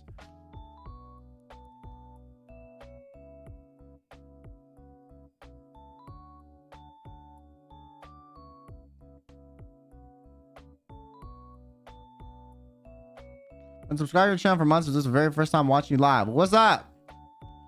Good. I can hate a game, but I love the content creator, so I enjoy it. I mean, like most of the time, I feel like the streamers I watch, they're just kind of entertaining, like regardless. The only time I would like not want to tune in is if like the game was like so overbearing in like what was happening that I couldn't even enjoy the content because like the game, I don't know how to explain it. Sometimes the game is like taking up all the airtime. Like, let's say it's a story game, right? They're not going to talk during the cutscenes the whole time because then you can't, you know, understand the story if you're watching it. But the cutscenes are long as fuck and they all suck ass. Okay, well then maybe like you're not going to watch it, right?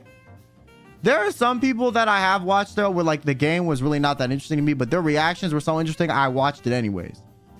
Like the one person I can think of that did that for me was like Etika always did that for me, right? Like I like anything he would play, I would find it interesting. But like everyone has those people for them. But I'm just saying like otherwise it's kind of hard though. You know? Like if the game takes up like 80% of the airtime and then but you really like the personality, okay, well, you're gonna hate 80% of your viewing experience. So it's like you'll probably just watch someone else that day.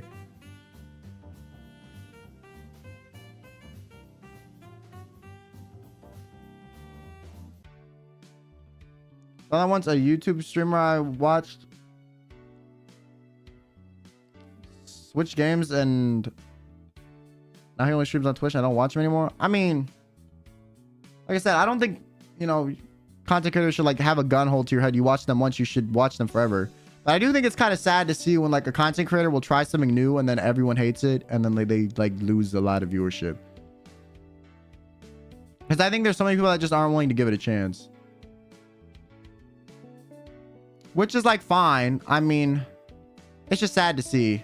I guess it's sad to see for me because I am a content creator. But like from a viewer perspective, it's like realistically, you only have so much free time in your day. So why the fuck are you gonna watch something you don't like? I get it. That don't mean it's still not kind of sad though.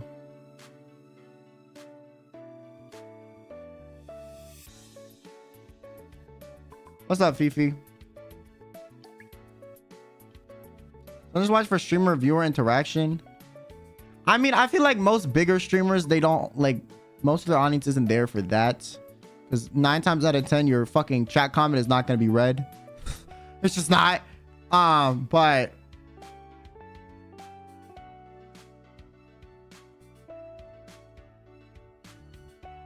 you know,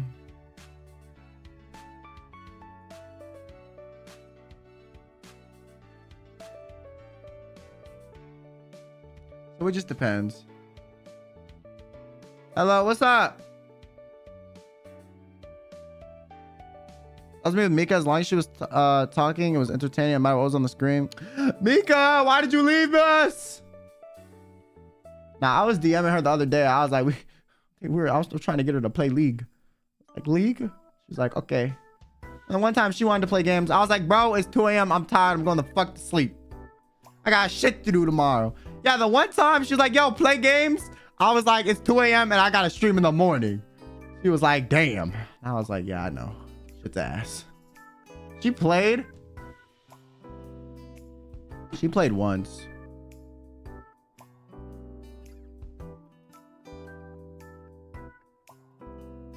I think she played with Anna one time during her charity stream. I'm not too sure.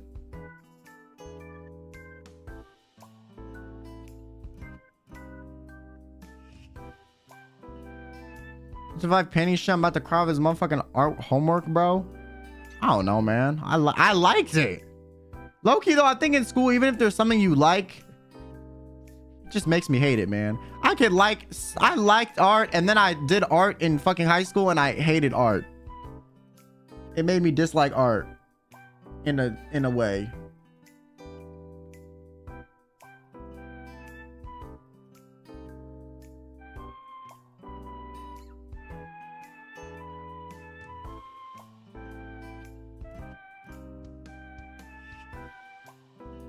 I feel like that kind of happens with like a lot of stuff in school though. It's kind of thing where like when you make your passion your job, you like your passion less or whatever. Like same thing.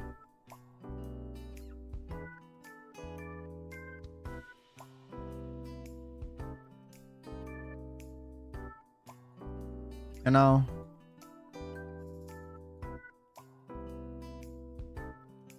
Same thing.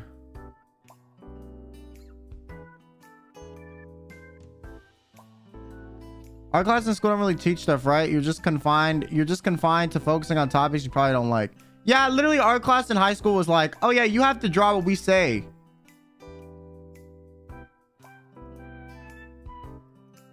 You know? And that's it. That's it. They ain't teach you shit. We're not gonna teach you a art technique and then have you use it while painting what you want. Instead, you have to paint this image in this style. We're not gonna teach you how to do this style, and good luck. Like, okay, if you're gonna pick the style, at least let me pick what the fuck I'm painting. And if you're gonna make me pick what the fuck I'm painting, then let me pick the style. Don't make me do both. That doesn't teach you shit. Okay, if they're teaching you a technique, you should be able to pick what you're painting, right? Unless your subject really doesn't work with the technique, then maybe you can have that conversation. But there's no point in them picking the subject and the technique. Because if they're having you pick a subject, then the only thing they're going to check is your what technique you do with the subject, right? And how you interpret it. If they teach you a technique and you pick your own subject, all they need is you to do the technique to see if the technique is good. The subject doesn't really matter whether or not the technique is good. Because they can tell if it's good or not based on like how you interpreted the subject you chose. You actually choosing a subject and making it work with the technique can show that you actually have the technique mastered more than vice versa. So having to do both at the same time doesn't make sense a lot of the time. Especially in more advanced classes. Like, why the fuck do I have to paint a dog in this style specifically? Why can't I paint whatever the fuck I want in this style? There are rules to the style. You'll know if I'm following the style. I don't have to paint the fucking image you want me to paint to know if I'm following the style. You will know. There are rules to the style. You taught me the rules. You showed me examples of the style with different imagery. You could have showed me a picture of an apple and a dog in the same style and you would know if it was in the style because there are criteria that you're teaching me. Same with if you are picking if they're picking the subject. If they're picking the subject, the only thing they can really grade is your technique. So why force the technique that you want if you're picking the subject? It doesn't make sense. You don't need both. You actually learn more if you're not copying both. Because it teaches you how to like actually express the different techniques on different subjects so you actually know how to do the technique.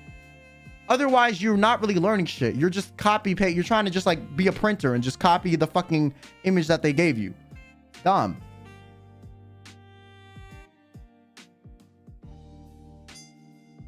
And I think the only reason they do that is because it's actually just easier to grade. That's literally it. Just so it's easier to grade. So like, I get doing that in high school, but in like fucking university, that is dumb as hell. In university, that is dumb as fuck.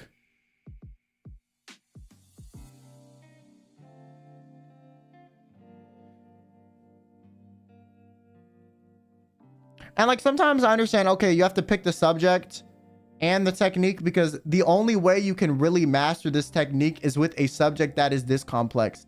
Fine. But that doesn't need to be you don't need to like make it be that the case all the time because that's not always the case. I just feel like they do that as a rule for simplicity, which is dumb.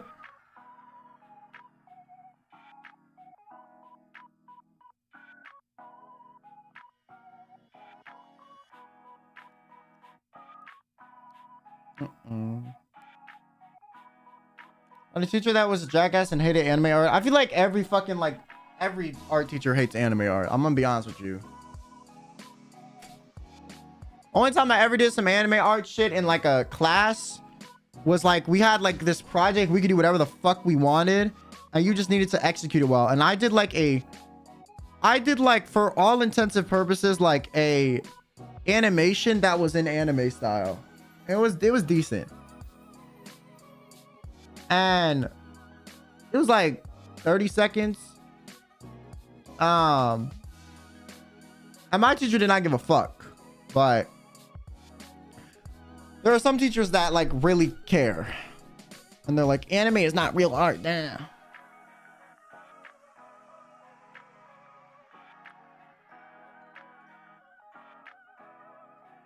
Like stop motion. Well, no. I literally did an animation. Like, you know, when you watch anime and it moves, I did that.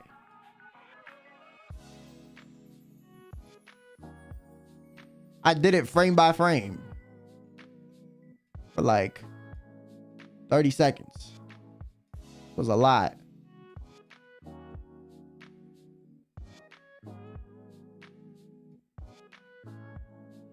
I did cheat a bit though. I didn't do like a frame by frame where I would redraw the frame every time. Sometimes I would like, I had like some like animation program where you could like add, you know how like live 2D, they can like animate stuff without redrawing it. I kind of would do that a bit some ways. Like I would like almost like rig the drawing with like bone tools or different like things you can like mesh and warp it around. But there are some times where you would need to redraw it. That makes sense. So I would kind of like do some rigging kind of things.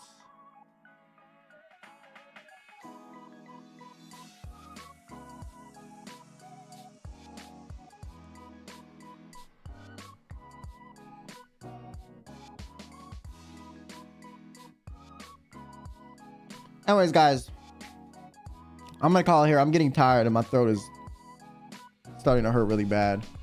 And I don't want to lose my voice for tomorrow. Yeah. Thank you guys for watching me yap. I appreciate it.